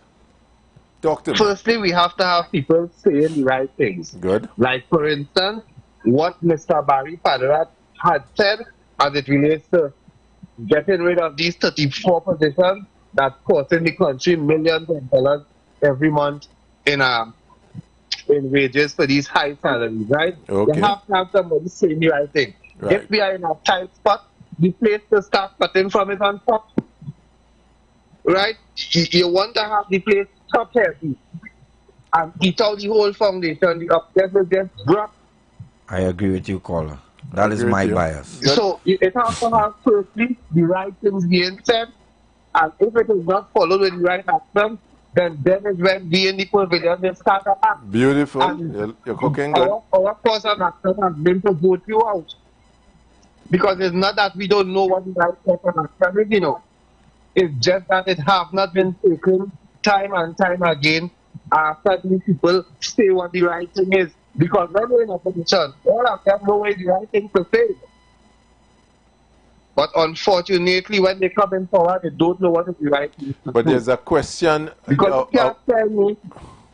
Our colleagues on the previous program played a clip. Remind us to get this clip where the clip was saying, someone on the clip was saying, it is only corruption if I don't benefit from it. So are we only complaining because we're not benefiting? Because the people who benefiting, I really don't hear them saying much. Everybody like how it's going. Although we are getting no water, the man who is inside of there creating the inefficiencies, they're saying a word because he know he's part of the problem, but are benefiting. Is it a case of that? You know where the irony thing?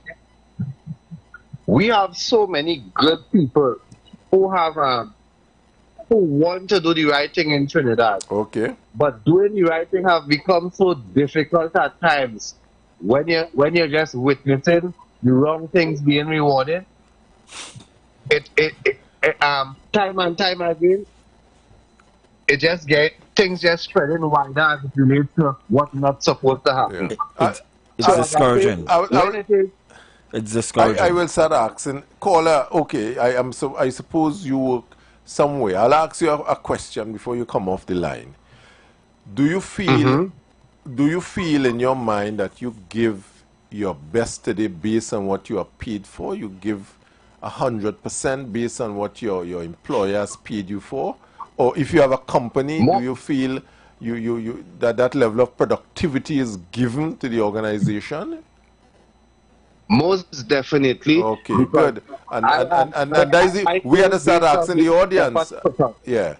All right, good. Excellent. Thanks, right? caller. So if I don't put out any effort, I do not get paid. Right. Correct. Good. Right. So it is, if in that type of environment, you will understand that we really pay a lot of these high-paid people for nothing. All right, caller. Because saying the right thing is one thing, and doing the right thing is something else. Excellent. Thanks, caller. Good. Caller, welcome. Namaste. Good afternoon. Pleasant good afternoon to you, my friend. I want to ask caller you was on Batara. I want to say this. The reason why the last caller called me and being on a defense and also the caller called Batara, I think the caller called Batara. They are party politics. And they will never put country before party. And this is the reason why we have the problem now in Wassa. Because when my party there, I will support it. When my party in there, I will criticize it. And we will try to justify a point to prove a point to a party. I can remember under the last regime, a chairman, I think he was the CEO of TSTT, when he spent $250 million to buy Marcy Commission. And when the then opposition, no government, question, well, how a person who on a board, a chairman on a board or a CEO, how could he spend $250 million without community cabinet, without community government? You know that, and you know who was the Minister of Public Utilities? Are there anyone to say what Kingsley is saying here is wrong? Fitzgerald Hines at that time was the Minister of Public Utilities. This problem come of being people again, it was of when my party in power, I will support it. And when my party not in power, I wouldn't support it. This is the problem we are having in this country. This is why we have problem with WASA and many government agencies in this country, because when we party in power, we support it. When we party not in power, we criticize it. We do not know to say, hey, okay, this is country, this is our children's future, this is my future. How could we fix it? And here how we could fix it. If we put away the party politics and we say there's no mother India, there's no mother Africa, but there's mother Trinidad and Tobago, and we hold, don't care who it is, if it's an Indian or African, accountable for our problems we are having. And this is what we are having, our problems. When we call in to say, to justify that a government come, government go, they do good and they do bad. No, it is not the way. The way is saying that, hey, how a man could come and spend $250 million and the government ain't give a proof to that? Taxpayers' money. And when they realize it was somebody friend who was playing golf, it was a businessman who have millions of dollars, could just give it $250 million and today we do not know how fruitful that is. But again, my solution to fix the problem is Trinidad and Tobago united. It's put away the party politics. So Labour and management working together. Yes. It is that what having this problem. Because as I say, gentlemen, understand what I'm saying. When my party in power, I support it. When my party in power, I do not support it. So it could be good. But just because my party not in power, I have to criticize it. I have to make it look, I have to spin it. I have to be the spin doctor to spin it. So how could we go good? How can this country go good?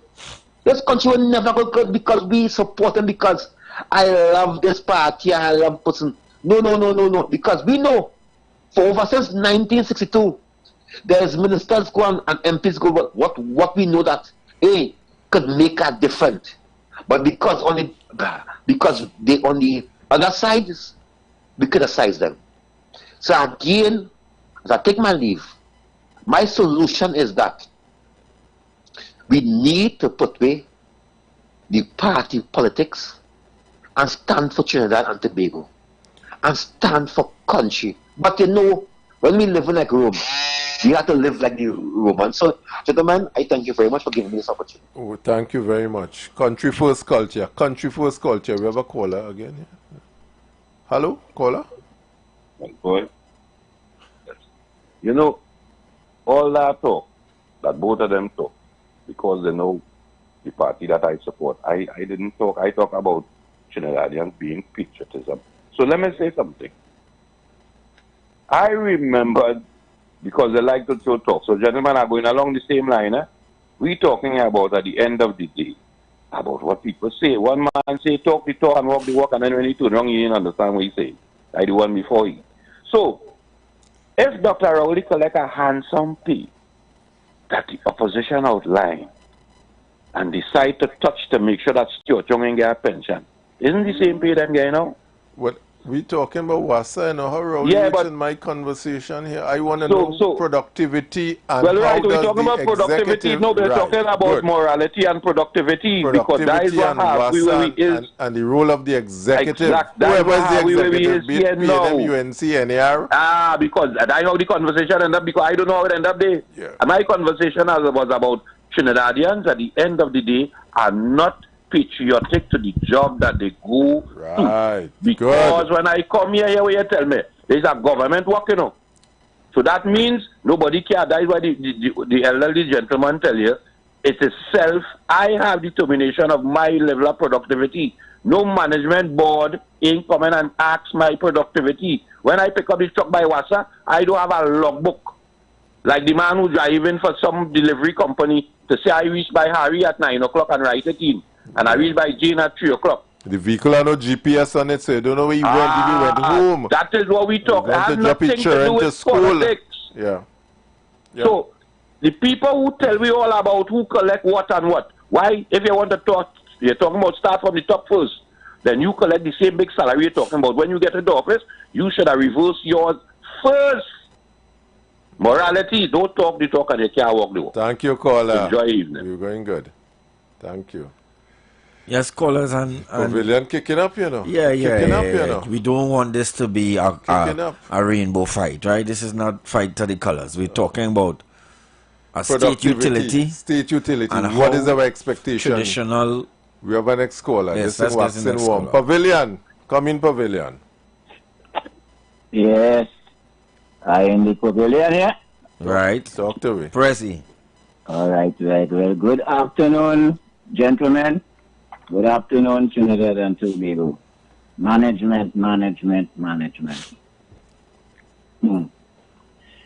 You might be talking about WASA, but still, management. What happening here is that I keep on saying that, you know, like the police. If the police say you do what you want, if the police say, you know you want to do what you want. That is what management is about.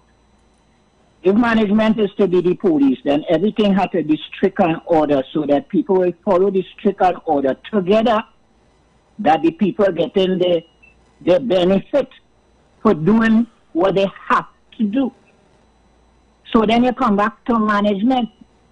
How strict is management making this situation? But still, could we depend on management when we know in a system of what we call politics and government that management is a sort of arrogant, aggregated kind of people, a mind.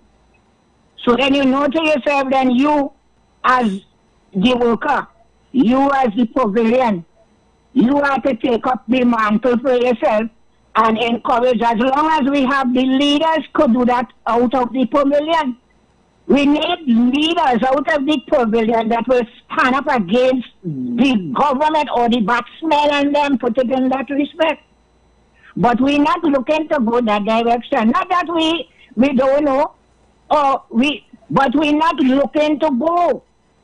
We're expecting that management will give me everything because we beg, not ask, we beg management to do free.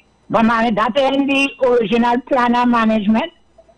The original plan of management is to make money or to get all the money that they could get out of you, pavilion. So you want to break some management. Were you still begging for management, or you will stand up against management, or you will stand up? You see what all you're doing in the studio there? Are you doing the right thing for this age right now, standing up against management as the umpire? How much are you doing? Only 2? Or you enough for government? Or you need at least 12. If you want to put 18, because it might have what 34. Although I know it must have about 20 something to 21, 20 or somewhere along the ministries. So then it really only need about 12. So if you get 12 people could occupy at least 30 ministries if it's so 3 in each, or could have 5 in each, could have 1 in each. But each one of the ministries, as the shadow government, know exactly what the ministry is doing. So because of that, everybody have their own individual portfolio to deal with, and that is where we break them from. We think that this scattered mind out here could really handle those ministries. No, because from learning from the day of education, they teach our mind to be scattered. So then one person talking and everybody going against that one person. Another body talking and everybody going against that one person. How it go work? It has to have an order that people understand the person who lead that gang, the person who lead the next gang, the person who lead, and that has to come from us if we want to ensure that we put a stand, see for ourselves, do for ourselves, and maintain that the ministries that is there for us, but we making the ministries do what they want to us. And this is what I'm trying to preach. I tell you, Mr. Selvon, I will reach you. Yeah. And I will reach you with the document that I have if you don't see it yet, because if I say Clement made and you won't find that yet, maybe you're not looking or maybe it'll reach you. But I will reach you personally, you and Mr. Roland too, because two of you there. I could even reach Stephen when the time comes. But I will reach all you. And we will have a 2-minute talk. And you will see my idea inappropriate because I'll have pictures to show you the consciousness of it to the reality. And then you will be able to move on. But you need to carry to get 12 more people like you. Not 12, but it make up 12.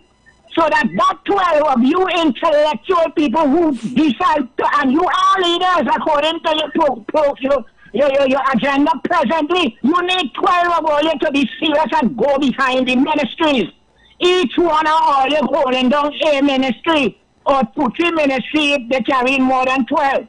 And once all you do that, then all you will have a hold on the ministry. That thing we're talking about, the public administration, that was he carrying a few portfolios in it well. It have a shadow government minister that's going to be holding down that, and everybody who in that line of a horoscope will be able to understand what's going on into that line of horoscope or into that line of ministry. I have to reach all you to talk to this because all you have the thing that I know will work. I see it. We all come for it to happen. Excellent. But all you ain't reached to me yet. I ain't reached to all you yet. So soon. We'll connect, President. Thanks again. Thanks again. Good man. Good. I think the pavilion recognizing that they have a critical role to play. Yeah, and every match has rules, okay? Yeah.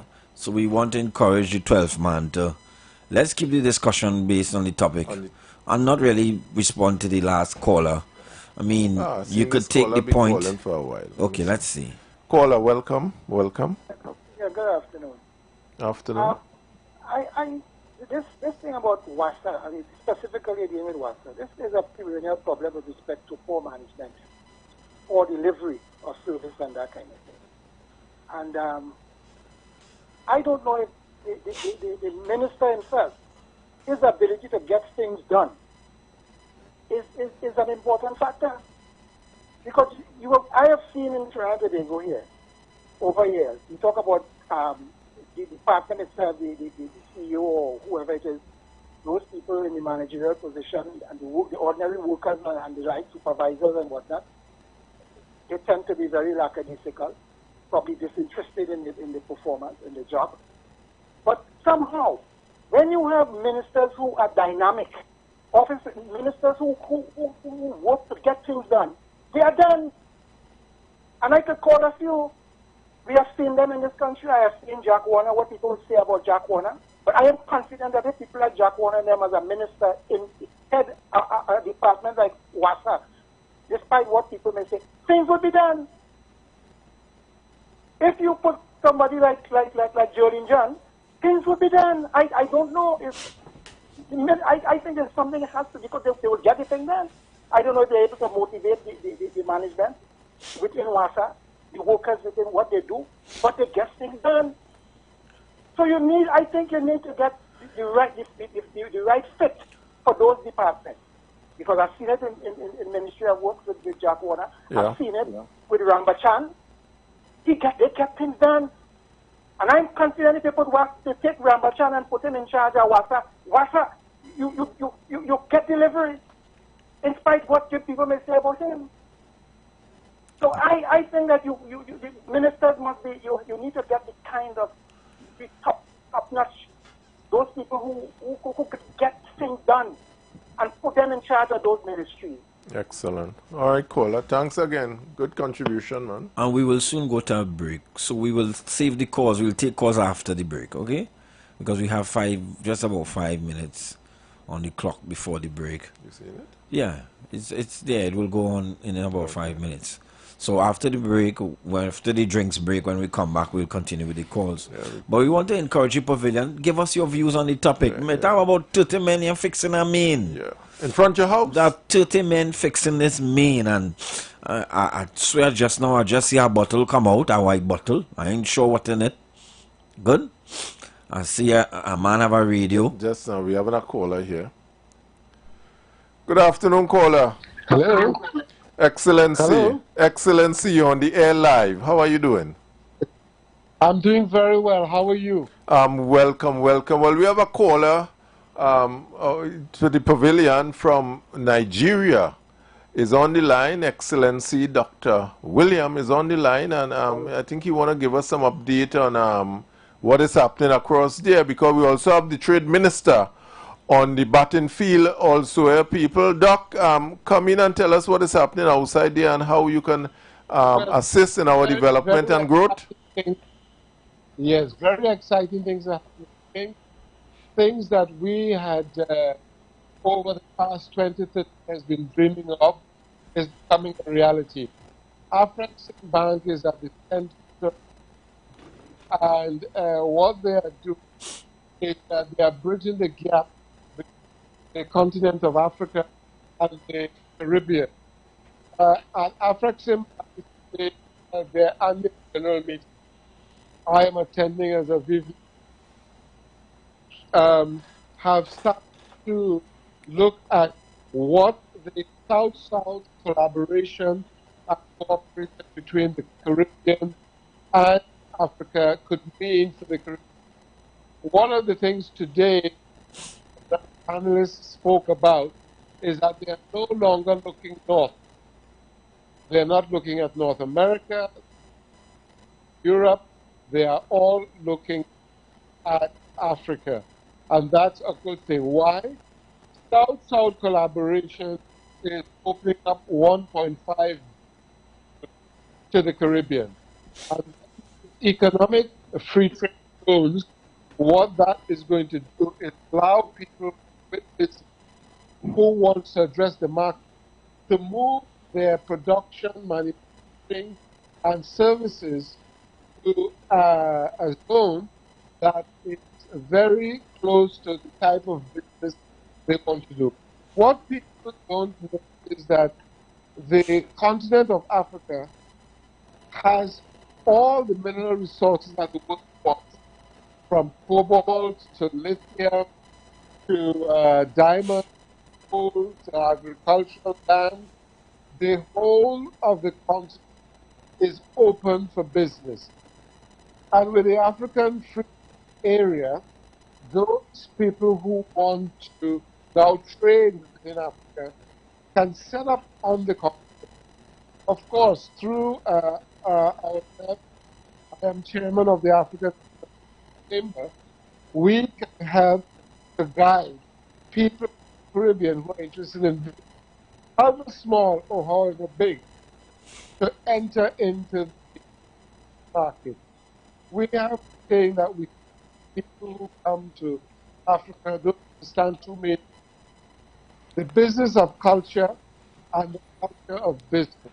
Doc, those two things are very psychic to transfer. Doc, you hearing me? Psychological phrase. Doc, Yes. I don't want to cut. We're going for a break. Join us back in about 10 minutes now. We're going for a commercial break, and we'll join you back, yeah? Okay, so you want to call me back? You call me back in 10 minutes time, yeah. I'll call you all back. Excellent. In 10 minutes. Thanks, Doc. Yeah. Yeah, that was Dr. William. You've got bills to pay, and so do we. Let's go pay some bills on the street 919 FM.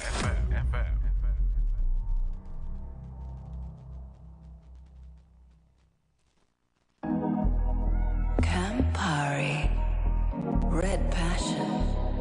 Embrace the mix. Campari, Red Passion, full action, this is Red Passion. Embrace the mix, add Campari, make it turn and twist. Add your chaser in your drink, Campari, Red Passion, make the nicest mix. Campari! Campari Red Passion. Embrace the mix. Must be 18 years or older to drink. Drink responsibly. Are you tired of scratching the surface?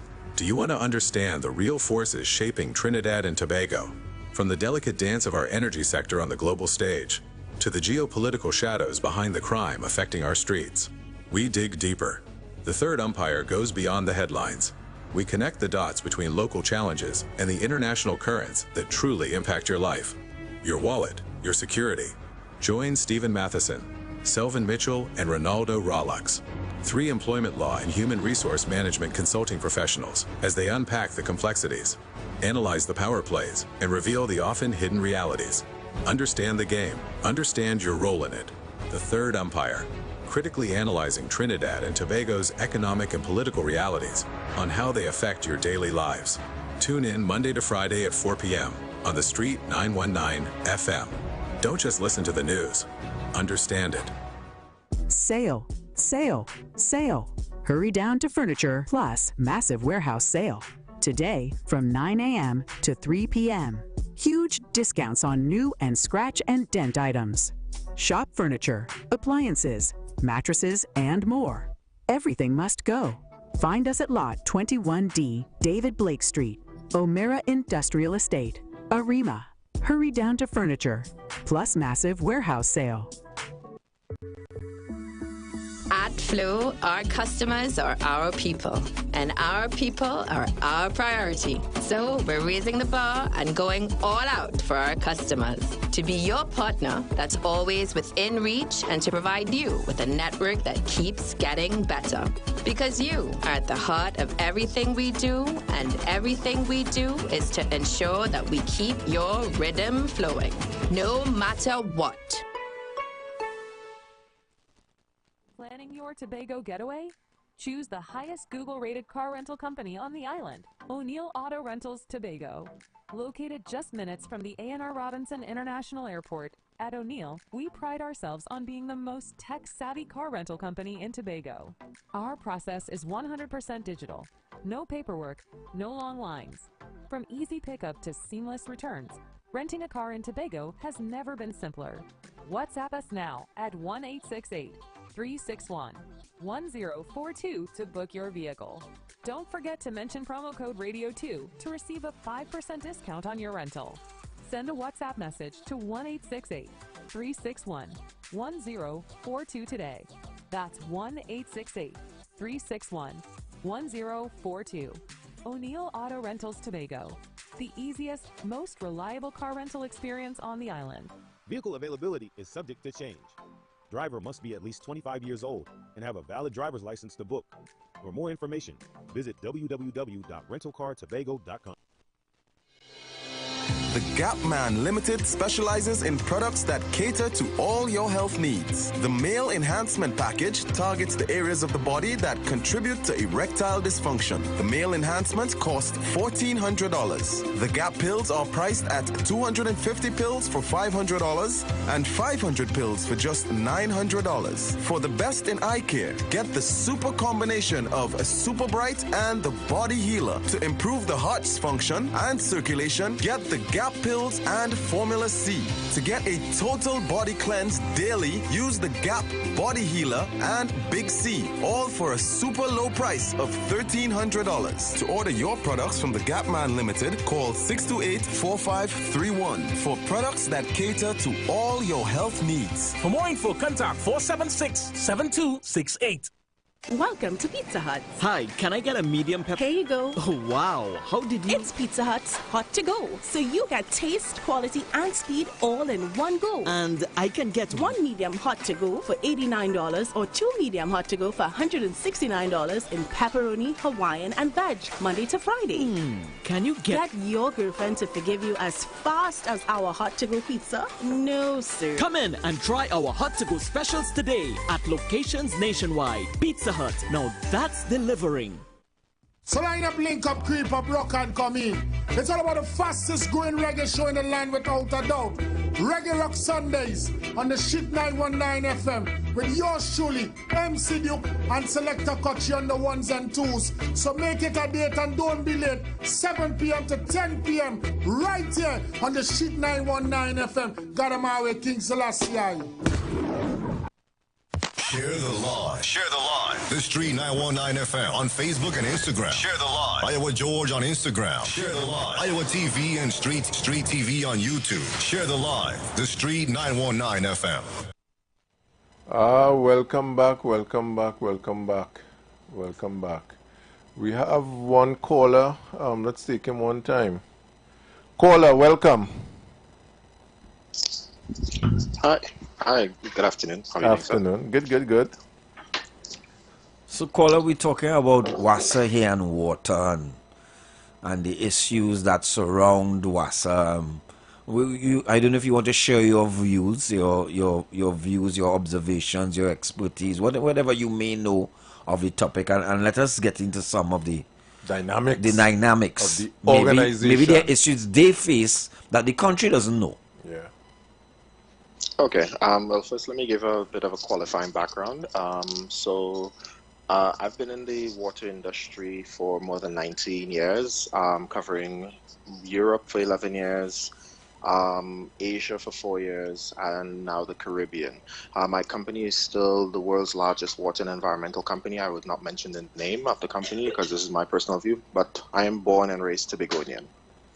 Yes. And one of the things that I've learned through this experience is the countries, and Trinidad and Tobago, and the reason why I got into the water industry is, for those who don't know, there was a little stream called Blessings Flow right out of between Lekito. That's where most of us actually used to get our drinking water from. Then you just have to take it, you lift your 2 buckets, you carry it back to your barrel, you put your chlorine, you put your pellets to keep out the mosquitoes. And that's literally why I got into the water industry, because one day we got there and all the residents line up in Tobago, no water. The government had made a strategic position to dam up that water system in order to give the masses and the population more water. So just to give you a background of my experience and where I come from. So I have a master's in water and environmental management, a bachelor's degree in agribusiness management, also a bachelor's degree in natural resource and environmental. And my projects have actually been the world's I got second runner-up for best water project of the year, and that's a project I did in Malaysia. The reason I want to just wanted to dial in and kind of give you guys some feedback on this is the situation in Trinidad is not unique, and maybe it's because I have a global perspective, and also I am still impacted because all my family, everyone still lives in Trinidad and Tobago and Tobago, but it's not unique. Throughout, and if you guys look back to, and I need you guys to actually take, so if you do your research, from 2000 to present, WASA has actually changed CEO 12 times, and most people don't actually know that. We've had countless other chairpersons leading the organization, and there is no difference to what has happened in Asia, what has happened in Europe. As the regime changes, certain key roles are changed out. I am not a fan of the change and the constant changes, because a lot of these people are they're professional, they're highly paid, but usually their contract clauses mean that the people and the government is actually having to pay people out for every time there's a transition or a switch. And that means a large proportion of their contractual terms and their contractual salary is paid out. So let's address that part, and that comes at a cost to taxpayers, comes at a cost to people within the country. The water situation in Trinidad has some challenges, but it's not challenges that planning and a well thought out structure cannot literally fix. It won't be fixed overnight, because one thing I like to tell everybody, electricity as a public utility, you can get immediate results and everybody is happy. Water, you want them to test that new technology, new system, a minimum of 100 times before you get that water in your pipe.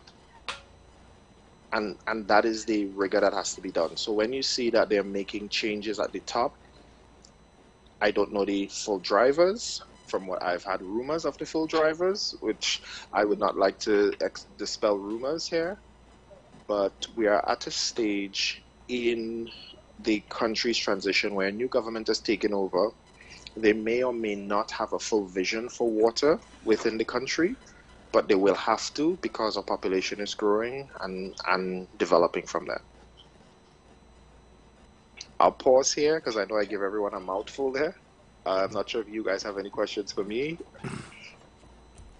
In terms of, yeah, I like where you're flowing with it and so forth, but I know there was one plan that dealt with a population size based on the calculation of consumption of a human being, or let's say on a daily, monthly, or annual basis, and the level of water production that is required. So this thing could be measured, yes?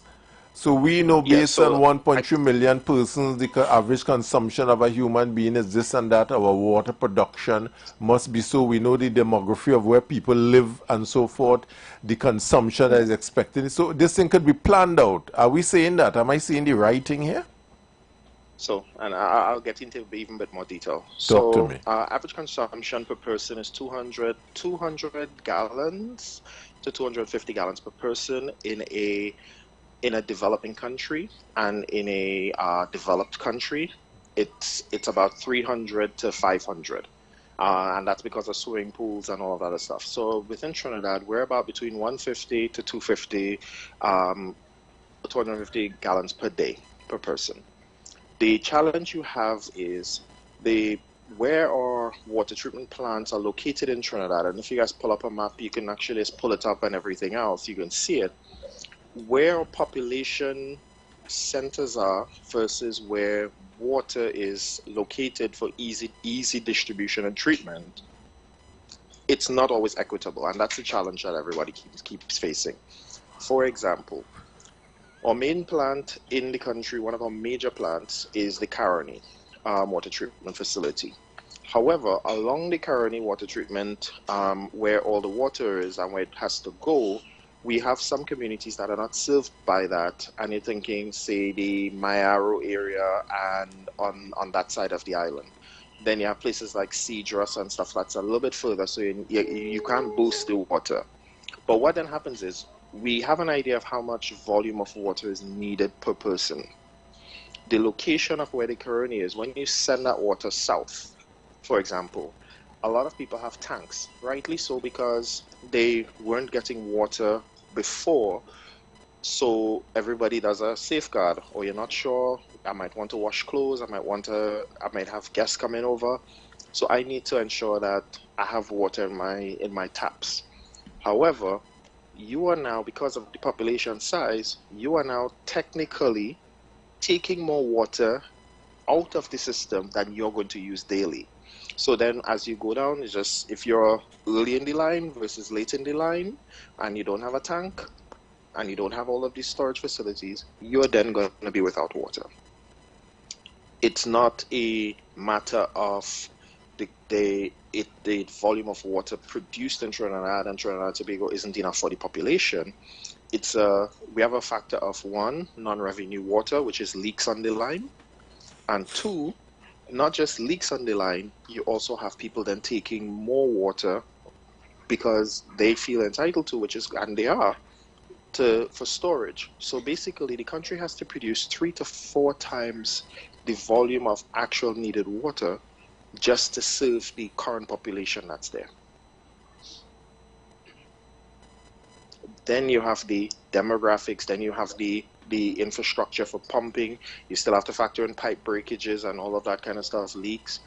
So the government and the Water and Sewage Authority, it's not, and I am very neutral in this whole piece, but you have to, as a water expert, somebody in the industry for years, this is not a unique problem. It's how are you guys planning for it accordingly?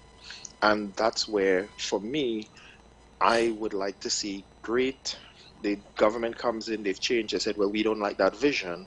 The question that I think the populace and everyone else should be asking, and all the thought leaders, everyone is, well, what is your new plan?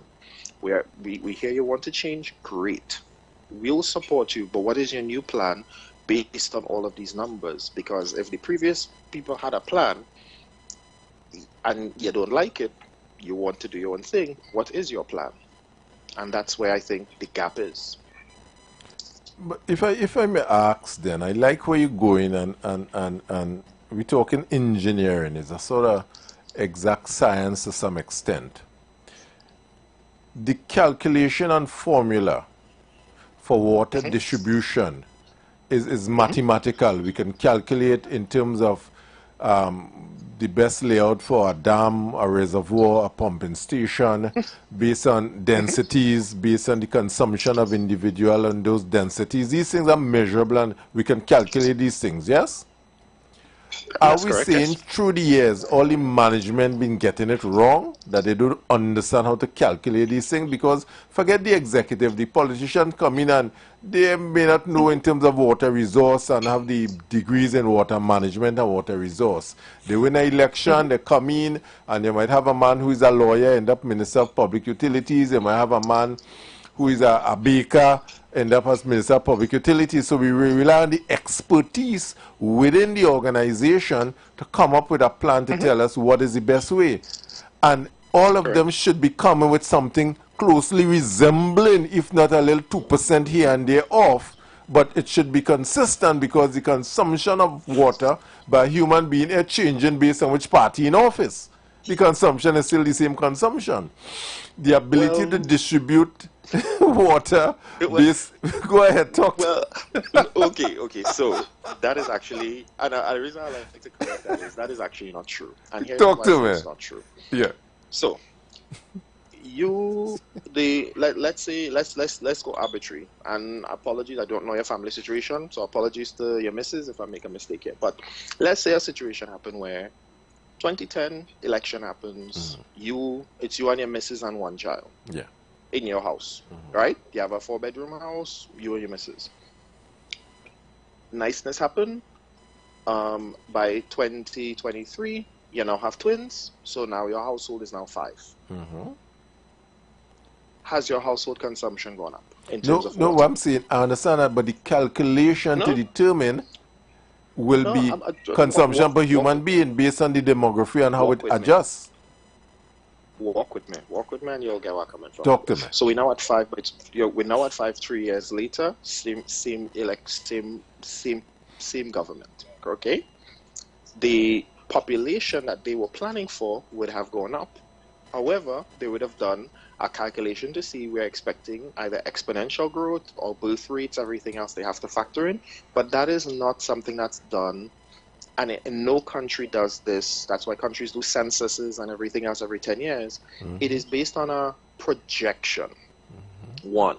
2, we have a structure in the country whereby we have to change our investments, and we change our investments from maintenance of equipment to buying new. And that's where each government changes. So although the infrastructure was there, are we doing what's called a run to failure? Meaning, are we investing on a plant that we paid $10 million, say $4 million for? The monthly investment to keep that plant maintained operating might be $250,000 each year, but your budgetary allocation is only $50,000 each year. So you're missing critical failures, then you have pipe breakages. It's not, and I can tell you, if they fix the non-revenue water, we get about 70% of our water back. Because a lot of the produced water, unfortunately, just because of tectonic plate shifts, aged infrastructure, something just not maintained, we're losing more water. Plus, when somebody decides to, whereas in the case of what I mentioned, you did a simple thing, you just had 2 children. What if I decide to open up 4 car washes? Plus have 4 children as well. The volume of water that I'm using compared to you has gone up, but it's not calculated. And I haven't registered my businesses and everything else all gone to the authority to say that. So we have what's called non-revenue water, which is where most of the losses are taking place. So it's not a case of engineering. Engineers will only engineer based on data numbers. But if you have a moving target, you make a educated guess, a hypothesis, an assumption. But if your assumption basis is off, you then need to put large amounts of capital investment to adjust for that piece. And that the capital investment is not there. And that's part of your problem. So the same person, as you mentioned, you said baker, lawyer, you have to now convince them who have a large and steep learning curve to understand this very fluid and very dynamic industry, which if you're not in it, you kind of could be left behind.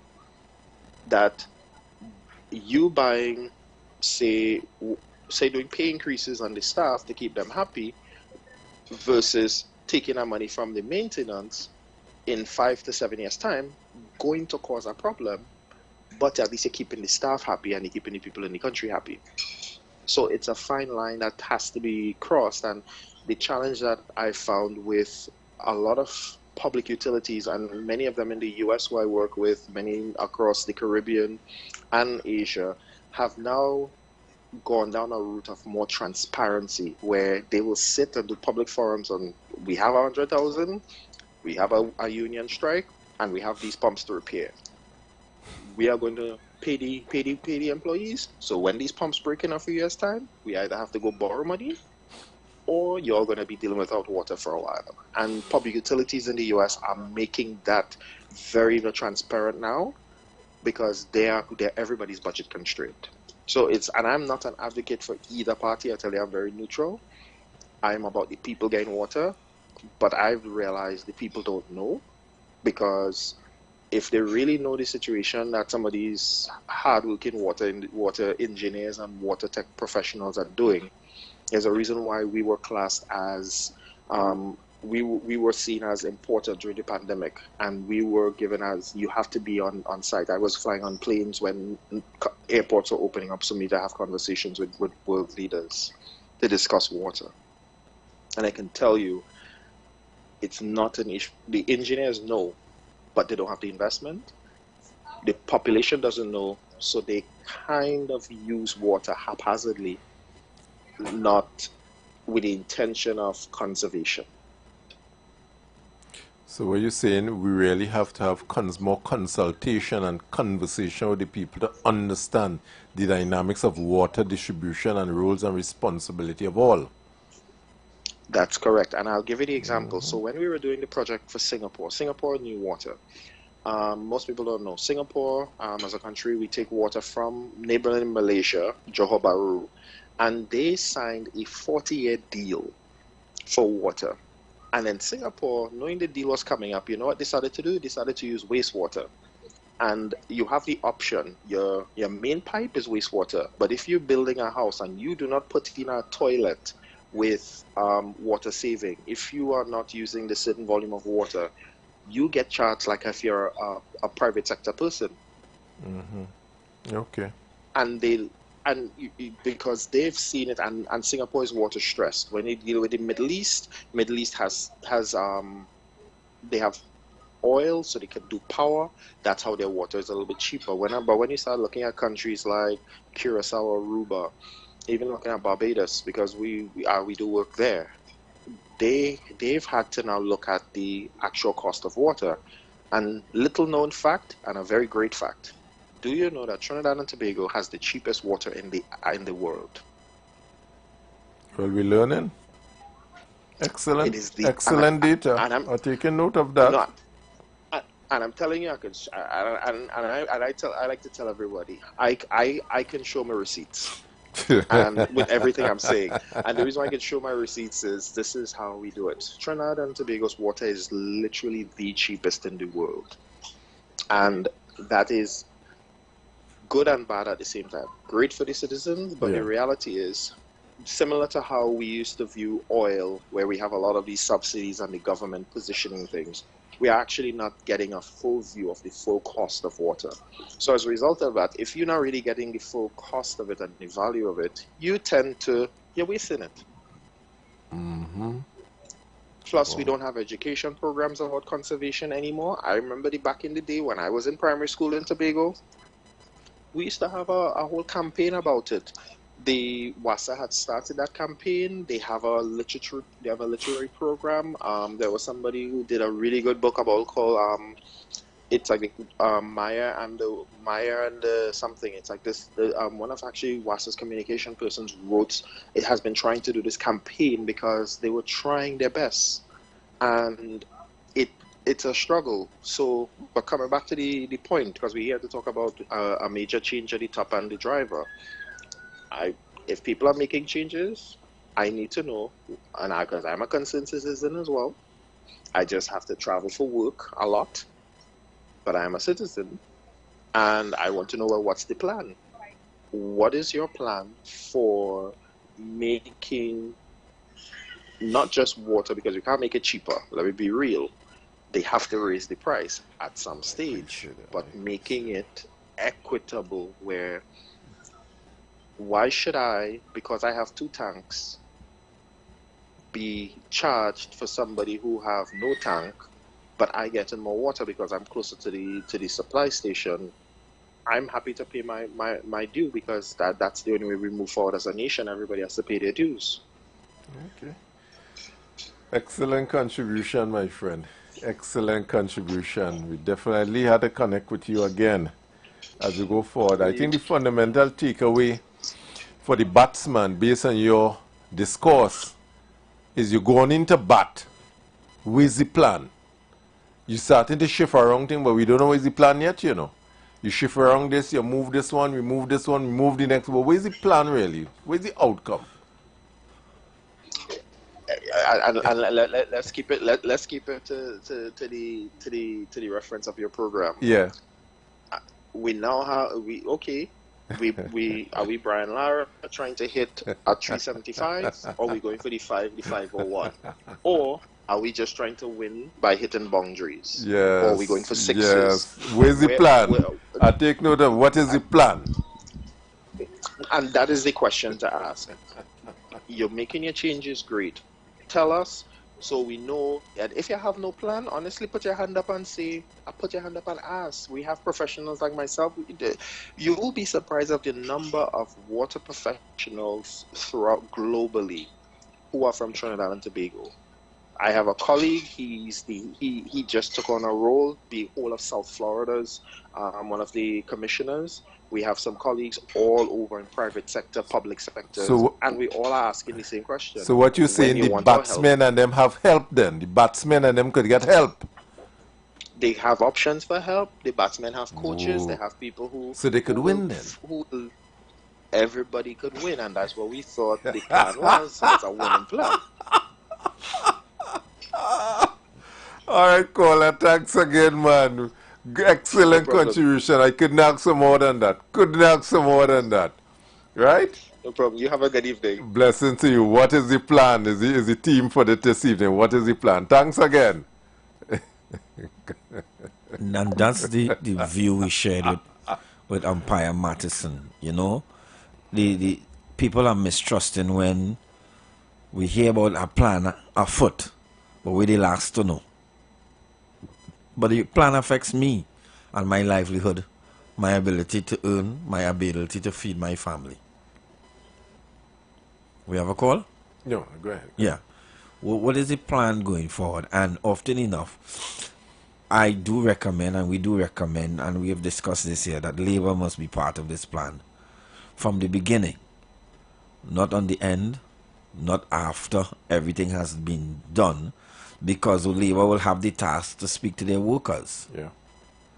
But again, we have to know what is the plan. Labor have to know what is the plan. We can't just... Exactly. See, what happens is we talked trust earlier. Yeah. And what happens is that we do things, but we don't know what is your plan, so I don't trust what you're doing. I know you're looking sneaky then. Correct. You're going about the place and you're crawling easy. Well, what is the plan? And if all of us know what the plan is, then we could buy into the plan, we could participate in the plan, we could know what our role is in the plan, if we know the plan. Yeah. You understand? Yeah. So we said, okay, we move all these people and so forth. Well, okay, where are we going with this thing? Where are we going with this thing? What will happen? How would, if we do that, I will get water in my pipe? Yeah. How would it increase? When will it increase? Yeah. What is my role to play in having water supply Yeah. increase in my home, in my village, as the case may be? What role should I play? Correct. You understand? And if we have this level of transparency and communication and everybody know what is the plan, we'll go a long way, as the case may be. I feel there is a gap that we're missing. And there are difficult decisions to make, admittedly. Yeah. We do admit that there will be difficult decisions to make and there will be fallouts. As growth occurs, as we go forward, you know, we have a very utopian view of things. And sometimes labor helps create that fallacy. But we know it will change. Companies downsize, right size. Companies change. Good. And when changes occur, there's often a loss of human capital. Yeah. Some of us have to be parted with in terms of the company. How it happens, what's the criteria, is it fair to all? Don't tell me it's last in, first out, when the people who stay in just came in. Let's go. Hello? Hello. Hey, welcome back, Dr. Williams. Guys, what we're doing in a little bit is we have the Afri-Exim Bank conference is taking place in Abuja right now. And, you know, Trinidad is positioning itself, likewise Jamaica, to be signatories to the bank. So Dr. William is in Abuja with Afri-Exim Bank and the conference that they're having. So he's just giving us a little update because it's our benefit and our trade ministers' benefit and our country's benefit, as the case may be. So, Dr. William, if you could give us an update on what is happening. Yeah, sure. So, day two of the Bank, and we have over 10 from all over the world attending, because everyone now of Africa. A couple of things that are very specific. One is the area, inter-Africa trade, and South-South, the Caribbean, as and the African continent. And that is why Afri-Exim is located in Barbados. And today, from what I'm hearing, they would in $5 billion from coming from Caribbean to and Africa. In other words, it's been established. To be honest truth, most people today has made it clear that they don't want to deal the top. That is the North America and tariffs because of this. Because of we do not get any benefit from North. Now is the time for South trade and cooperation. Africa has 1.5 and we have 55 in Africa. When people think about just say Africa as a that is 55 countries. And the culture of the... You're breaking up a lot there, Doc. Huh? You're breaking up a lot, like in a bad position. Oh, Is it 342 now? Okay. Yeah. WhatsApp. Yeah. So, can you all hear me? Yeah, hearing you now, clearly, yeah. Okay, good. So, I was saying there's a couple of doing business, and there's a business in doing business in the country. And this is one of the reasons why so many attempts from the Caribbean to do business because they don't understand the culture and the culture of business. So those are things, as chairman of the African Chambers, we're already discussing with him and other chambers with him to help foment opportunities on the continent. Excellent. Doc, would you be able to join us tomorrow at around 4:30 tomorrow? We had to correct this you're breaking up, but I really want the populace to hear what is happening across there. I don't know how your timing is tomorrow to allow you to participate tomorrow. Yes? I could. But I wanted to go ahead. From the African Union that he breaks. His name is Lexi Ojo Mode. Yeah. Hello, thank you very much. Hi, welcome. Just to talk about Africa a bit, Africa Celebrate, organized in partnership. Every year we bring partners from all over the continent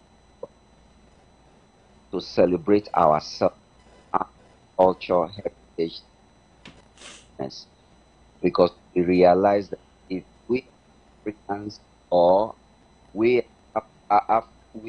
of people of African descent, if we do not celebrate us, nobody will celebrate us.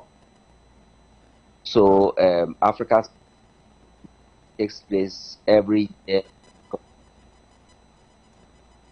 you know, and Palace will our representative Caribbean. The theme of this year is back along the line of the African state, and we are not just Republic. So this year, working with Ambassador, we are bringing the to join their person from the whole of the African continent, you know, celebrate ourselves, you know, and business too. Okay. So we look forward to having the event here. We had 3 countries last, but this year, because of the forum that is Africa, we are looking at having a all over Africa to join us on the continent. But the significant place at the capital of Africa, which is Addis Ababa, and the people of the African Union. Okay. So brothers and sisters from the for celebrate 12. Yeah. All right, thank you. All right, excellent. We appreciate that intervention. Dr. William, if anything, to what we'll do tomorrow, this line is pretty bad. So let's make arrangement to continue this discourse, because I really want the population to know the level of connectivity the Caribbean, not only Trinidad and Tobago, the Caribbean is making towards establishing South-South trade and so forth, and entering in some heavy bilateral relationship in terms of tariff, in terms of manufacturing, in terms of free trade agreement, and so that you are leading on that side. And we really appreciate your effort as a Trinidadian who are based in the African continent, and so we really appreciate your effort outside there. So what we'll do at 4:30, I know it will be 9:30 tomorrow night, but I'll make the accommodation, the arrangement for the country to hear in a clear and concise way what is taking place and how we as a country can benefit from your efforts and the opportunities that exist in Africa for all of us. Yes? Yes, sure. Thanks again, Doc. So I'll make myself available. Thank you. Have a blessed afternoon. Well, have a good night, Doc, I should say. Yeah. Thank you. Bye-bye.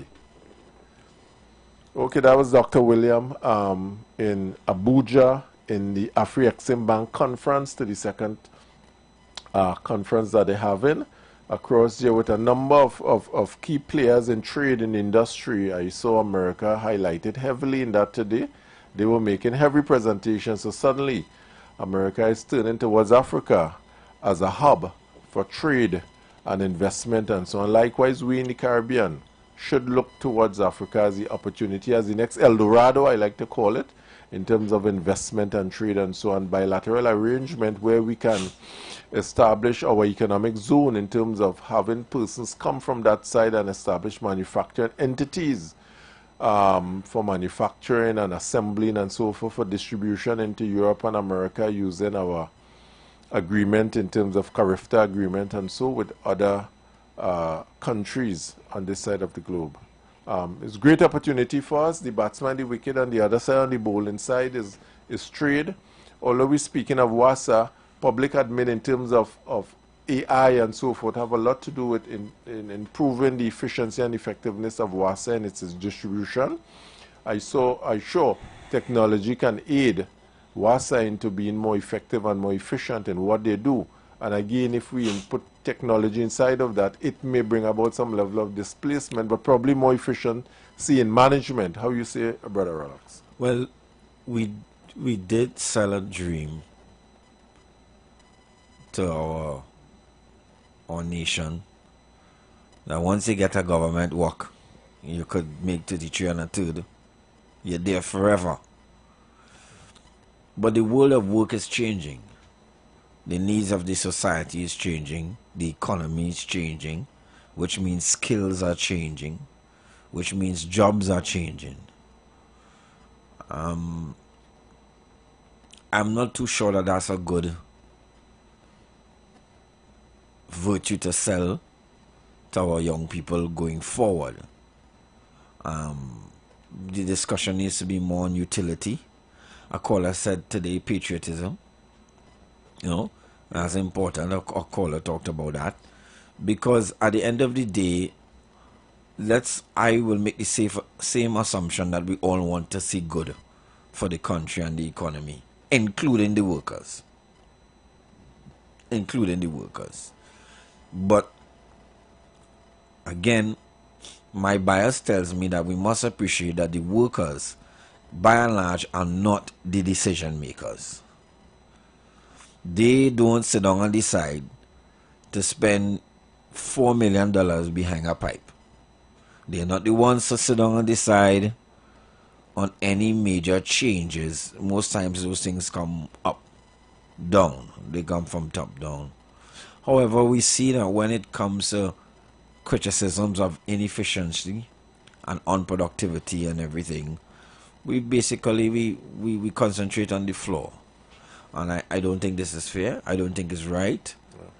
We do know that there's sometimes culture of resistance, and that is true. But that's not something we can hide. And sometimes that does be bad for change. A lot of times we have a lot of change-resistant workers, you know, and that is also part of our culture. However, I think the discussion must move along steadily in terms of how do we get the best out of WASA?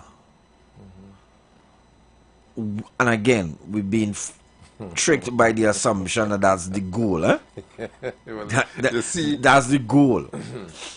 We're talking like that's the goal. Yeah. But we understand that these things in society, if they exist on a political level as well. Yeah. And political expediency is a whole different ballgame, Mr. Mitchell. Yeah. But again, we had to ask, if you come in with a commitment that says we'll bring about a level of efficiency, will improve with the standard of living that we have, give me the opportunity to demonstrate that I can do that in some way. But again, a promise is a comfort to a fool without a plan. Yes. You didn't tell me how you're going to do it. You say I'm going to do it, you know. And I can't hold it to anything measurable. We have umpire calling in here.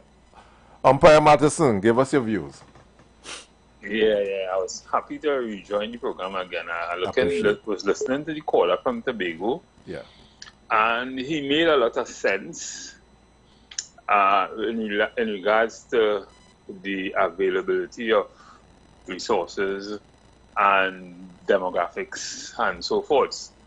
But one of the things we have to consider, the question is not what is the plan, because we all know what the plan is. The plan is to give everybody water for all. Everybody says that. I mean, the PNM said it. The UNC has been saying it for years. That is the plan. That remains the plan. That might be a statement, but it may not be the plan. The question is now how. And clearly, we have a management issue. We have an issue with managing resources. I mean, Philip Alexander, they say it all the time. And that's one thing I agree with him on. We can't have all this rainfall almost 90% of the year. And for some reason, we can't catch this water, keep it and distribute it at some point in time when it's really needed.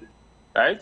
Now, one of the things the caller would have indicated, and I understand, is the changing, the shift, the moving target. The goalpost changes, you have population growth and that kind of thing, but you also have dying population too, people dying also. So it equals out itself to some extent. How long our population has been 1.3, 1.4 million people. It ain't really changing in no significant way. I'm saying that if we plan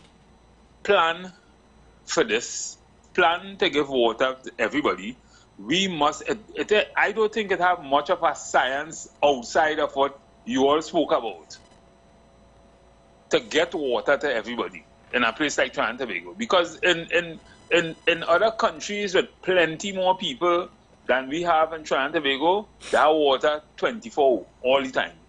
Right? If you look at Dubai and all these places don't even have the kind of resources and the kind of rainfall we have, they have water. They've designed ways to get water to everybody. And I'm saying one of the recurring decimals in all of this is the human resource element.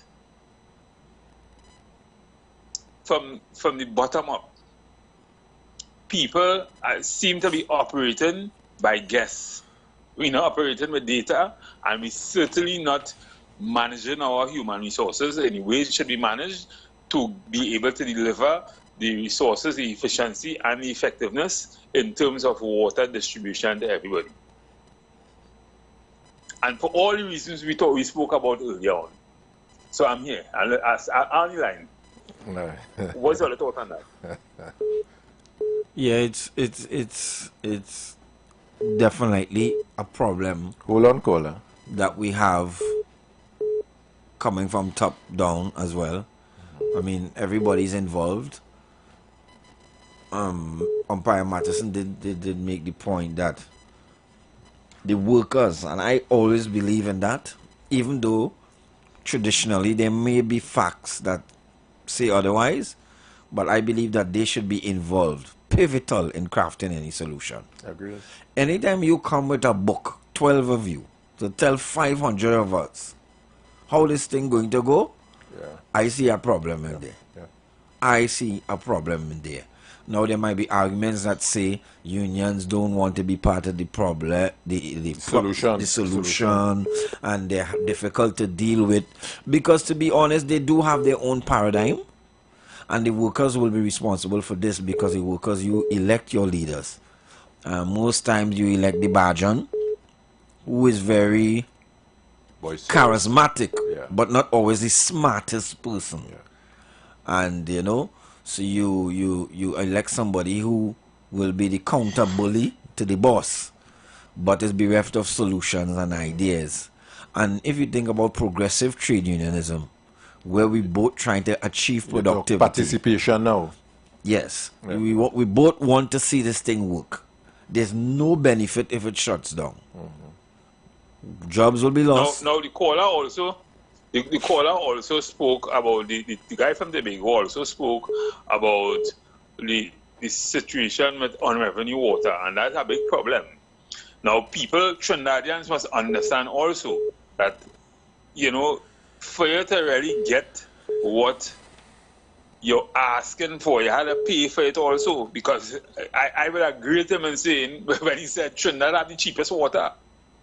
Because when you go out there, people pay for everything, you know. I mean, you had to pay for it at some point in time. You had to find a way to pay for it. Or the country have to find a way to get people to pay for it. But on the other hand, people wouldn't pay for what they're getting.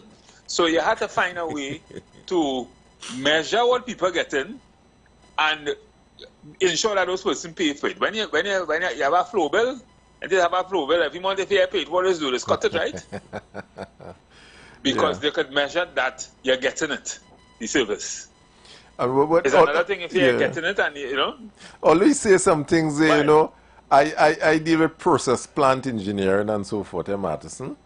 And I am sure, I don't know for a fact, but I'm sure WASA will have line pressures and flow meters and so forth. And if there's a demand, a higher demand, if I know for, let's say for Shoguanas, normally my flow rate per day is 10,000 liters, my pressure on my line is 20 psi. And I see a big shift in that. It's up to me to investigate why the shift is there. You know, it's either there's a leak, either we have what we call unpaid water use, somebody opens some car wash or some kind of thing. But what I'm saying, in engineering, there's no mystery. It could be calculated that suddenly our water pressure has dropped, the flow has increased, and something would cause that. Yes? So we go and we investigate what caused that, and we make whatever adjustment, you know, somebody thief in water, a line burst. Engineering, it could be Mr. calculated. Silvan, could you come back to Trinidad? Could you come back to Trinidad, please? You're beating me. You sound like you where Mr. Matheson is. Could you come back to Trinidad? What I'm saying is that to solve the water problem is not a mystery. It is, do we have the will to solve it as just now? Not as a government, you know, as a people. Because the workers of WASA are recipient of no water from time. I'm sure they live in areas that don't have water, some of them. Mr. Selvon, in Trinidad, certain things are a mystery. Have you ever seen water? You ever see in front on the Eastern Main Road by Success flooding? How long you seen that now? That's mystery number one. Yeah. So we will be saying there's lack of will by all and sundry to solve the problem. The way the system is constructed is benefiting so many that the minority don't want to fix it. Let me give you just one more mystery. You're coming over the Lady Young. Yeah. Hilton. Yes. That bridge over the St. Anne's River. Yeah. It floods on the bridge. Yeah. The bridge is higher than the river. Oh, yeah, that's true. Explain that. Well, that is the conundrum, you know, but what I'm saying is that if we the people want to criticize, I always say, look at the man in the mirror, you know. Am I working in WASA under false pretense because I get in a pay but I just going on lime? Then don't complain. You understand what I'm saying? Yeah, but if the rural society wants an improved system, all of us have to take responsibility in some way or the other, you know. And don't pass the buck. Yeah, go ahead, talk to me. Selvon, you talking about you trying to oversimplify the situation. It doesn't work like that. It don't work like that because you as a normal man can't do nothing about it. You listen, unless you protest, and protest still are going to solve the problem. The only way of fixing it is when it's election time, 5 years from now. The normal man can't really. What really the normal man can do to save more water? No, we are talking about the normal man, you know. Marty, we zeroing this amongst the 2,000 people that are based in WASA, you know, and what it is they want as a people who live in the country and as a people who work in an organization. Let's zero it and keep it to that group inside of there. What it is all they really want at the end of the day. I can't help. I live down the road. You work in WASA, 2,000 of you all work in WASA and so forth. You all understand the challenge the country having and so forth. What it is you all want at the end of the day, just money and inefficiency, or effective and distribution, or if it get effective, I go lose my work, so I want to keep it in what it is that group want, because at the end of the day, is that group who alone could solve the problem to a large extent, and those who in charge. You and I, really, we as you say, we could do protests, but it come down to my brother, my sister, my uncle, and my cousin who working in Wassa. You telling me I had a protest against them. My nephew is the CEO, and one of the commissioners is my neighbor, and my daughter is a manager.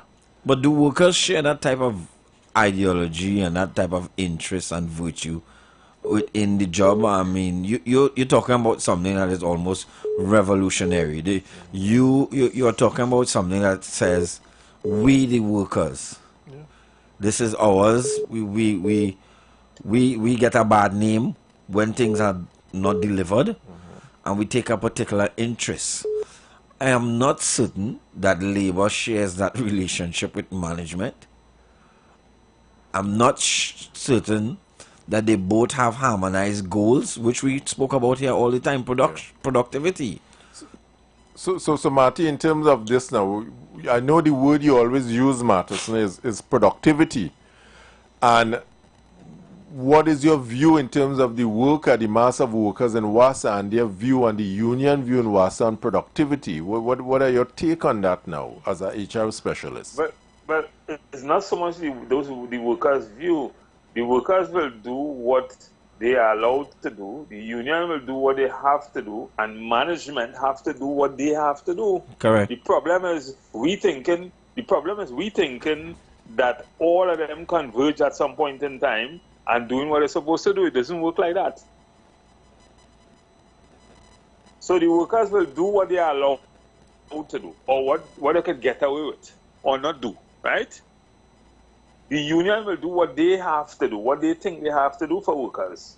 Champion for the workers, for the rights of workers. When something happens, make noise, whatever. When they get paid, make noise. When they want the back pay, make noise, whatever. They feel they have to do that. That is their role. What's the solution, Matheson? As a HR specialist, what was your solution? Management role is to manage, right? And the HR position is to manage performance. Ensure that they recruit properly based on a strategy, what you want. Ensure that cascades down to good onboarding, proper training and development. I heard a caller talk earlier on about when something happens in your workplace, but when you do performance appraisals in your workplace and things doesn't work out well, you have interventions for that, you have training, you have coaching, you have mentorship. You have all kind of different things you could do, but the thing is, strengthening your HR principles in your workplace, you will get the right kind of people. You will get efficiency and you will get effectiveness. So do a restructure, figure out what will work and what not work, where you want to outsource, where you don't want to outsource, that kind of thing. But you have to get it done because the people of Trinidad and Tobago is paying for, or should be paying for water. Some of them paying a lot, businesses and things, paying for water, and therefore we need water. People need to have water. Water is essential, People need water. No matter what you say about how much gallons per person per day kind of thing. At the end of the day, everybody needs the same amount of water. Excellent. Well, you need to bathe at least twice a day. You need to drink water. You need to whatever. You need water. Okay. Let me have some closing remarks. We at 1 minute to go. So let me hear from callers know that we wouldn't be able to take any more calls today. Match day tomorrow we will expand a little, but we're going to end of play. The light is bad. The umpire said, the light is bad and we have to end today, and we will continue this discussion. We will continue the discussion, this insight, and my heart goes out for the hard-working workers of Wassa. The people who go out there into these different communities. In the trenches. To make things work. The people that go out there and risk their lives sometimes, to make sure some of us get water. And also my heart will go out to people who don't have water. Who don't have access to water. But it's a problem that we could fix. That to me, Selvon, is a horror. I can't imagine. I don't know if you know what it is to live without water. I had to call water truck a few times. So I understand the plight that some people face. It's not a problem that we can't fix. Trinidad too small. We have too much water in Trinidad to be out of water, really and truly. From time to time, it's not insurmountable and so forth. And if all of us do play our part, you know, Martin just say simplistic, but life is easy. We who does make it difficult, you know. We just do some things that does make it seem hard, but it's really easy. So call us until tomorrow. We appreciate the call-ins and so forth. We say bye for now. Cheerio. You've got bills to pay, and so do we. Let's go pay some bills on the street 919 FM.